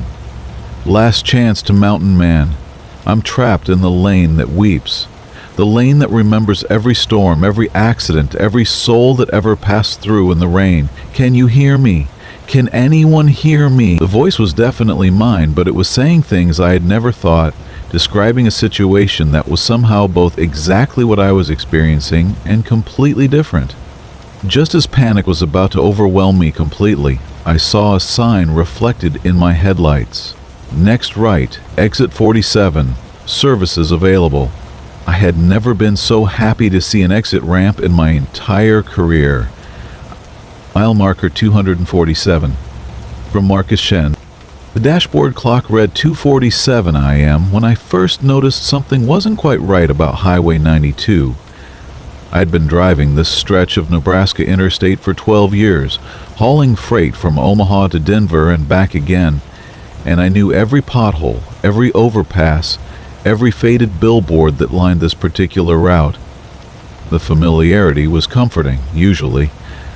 Tonight, though, that comfort felt more like a trap.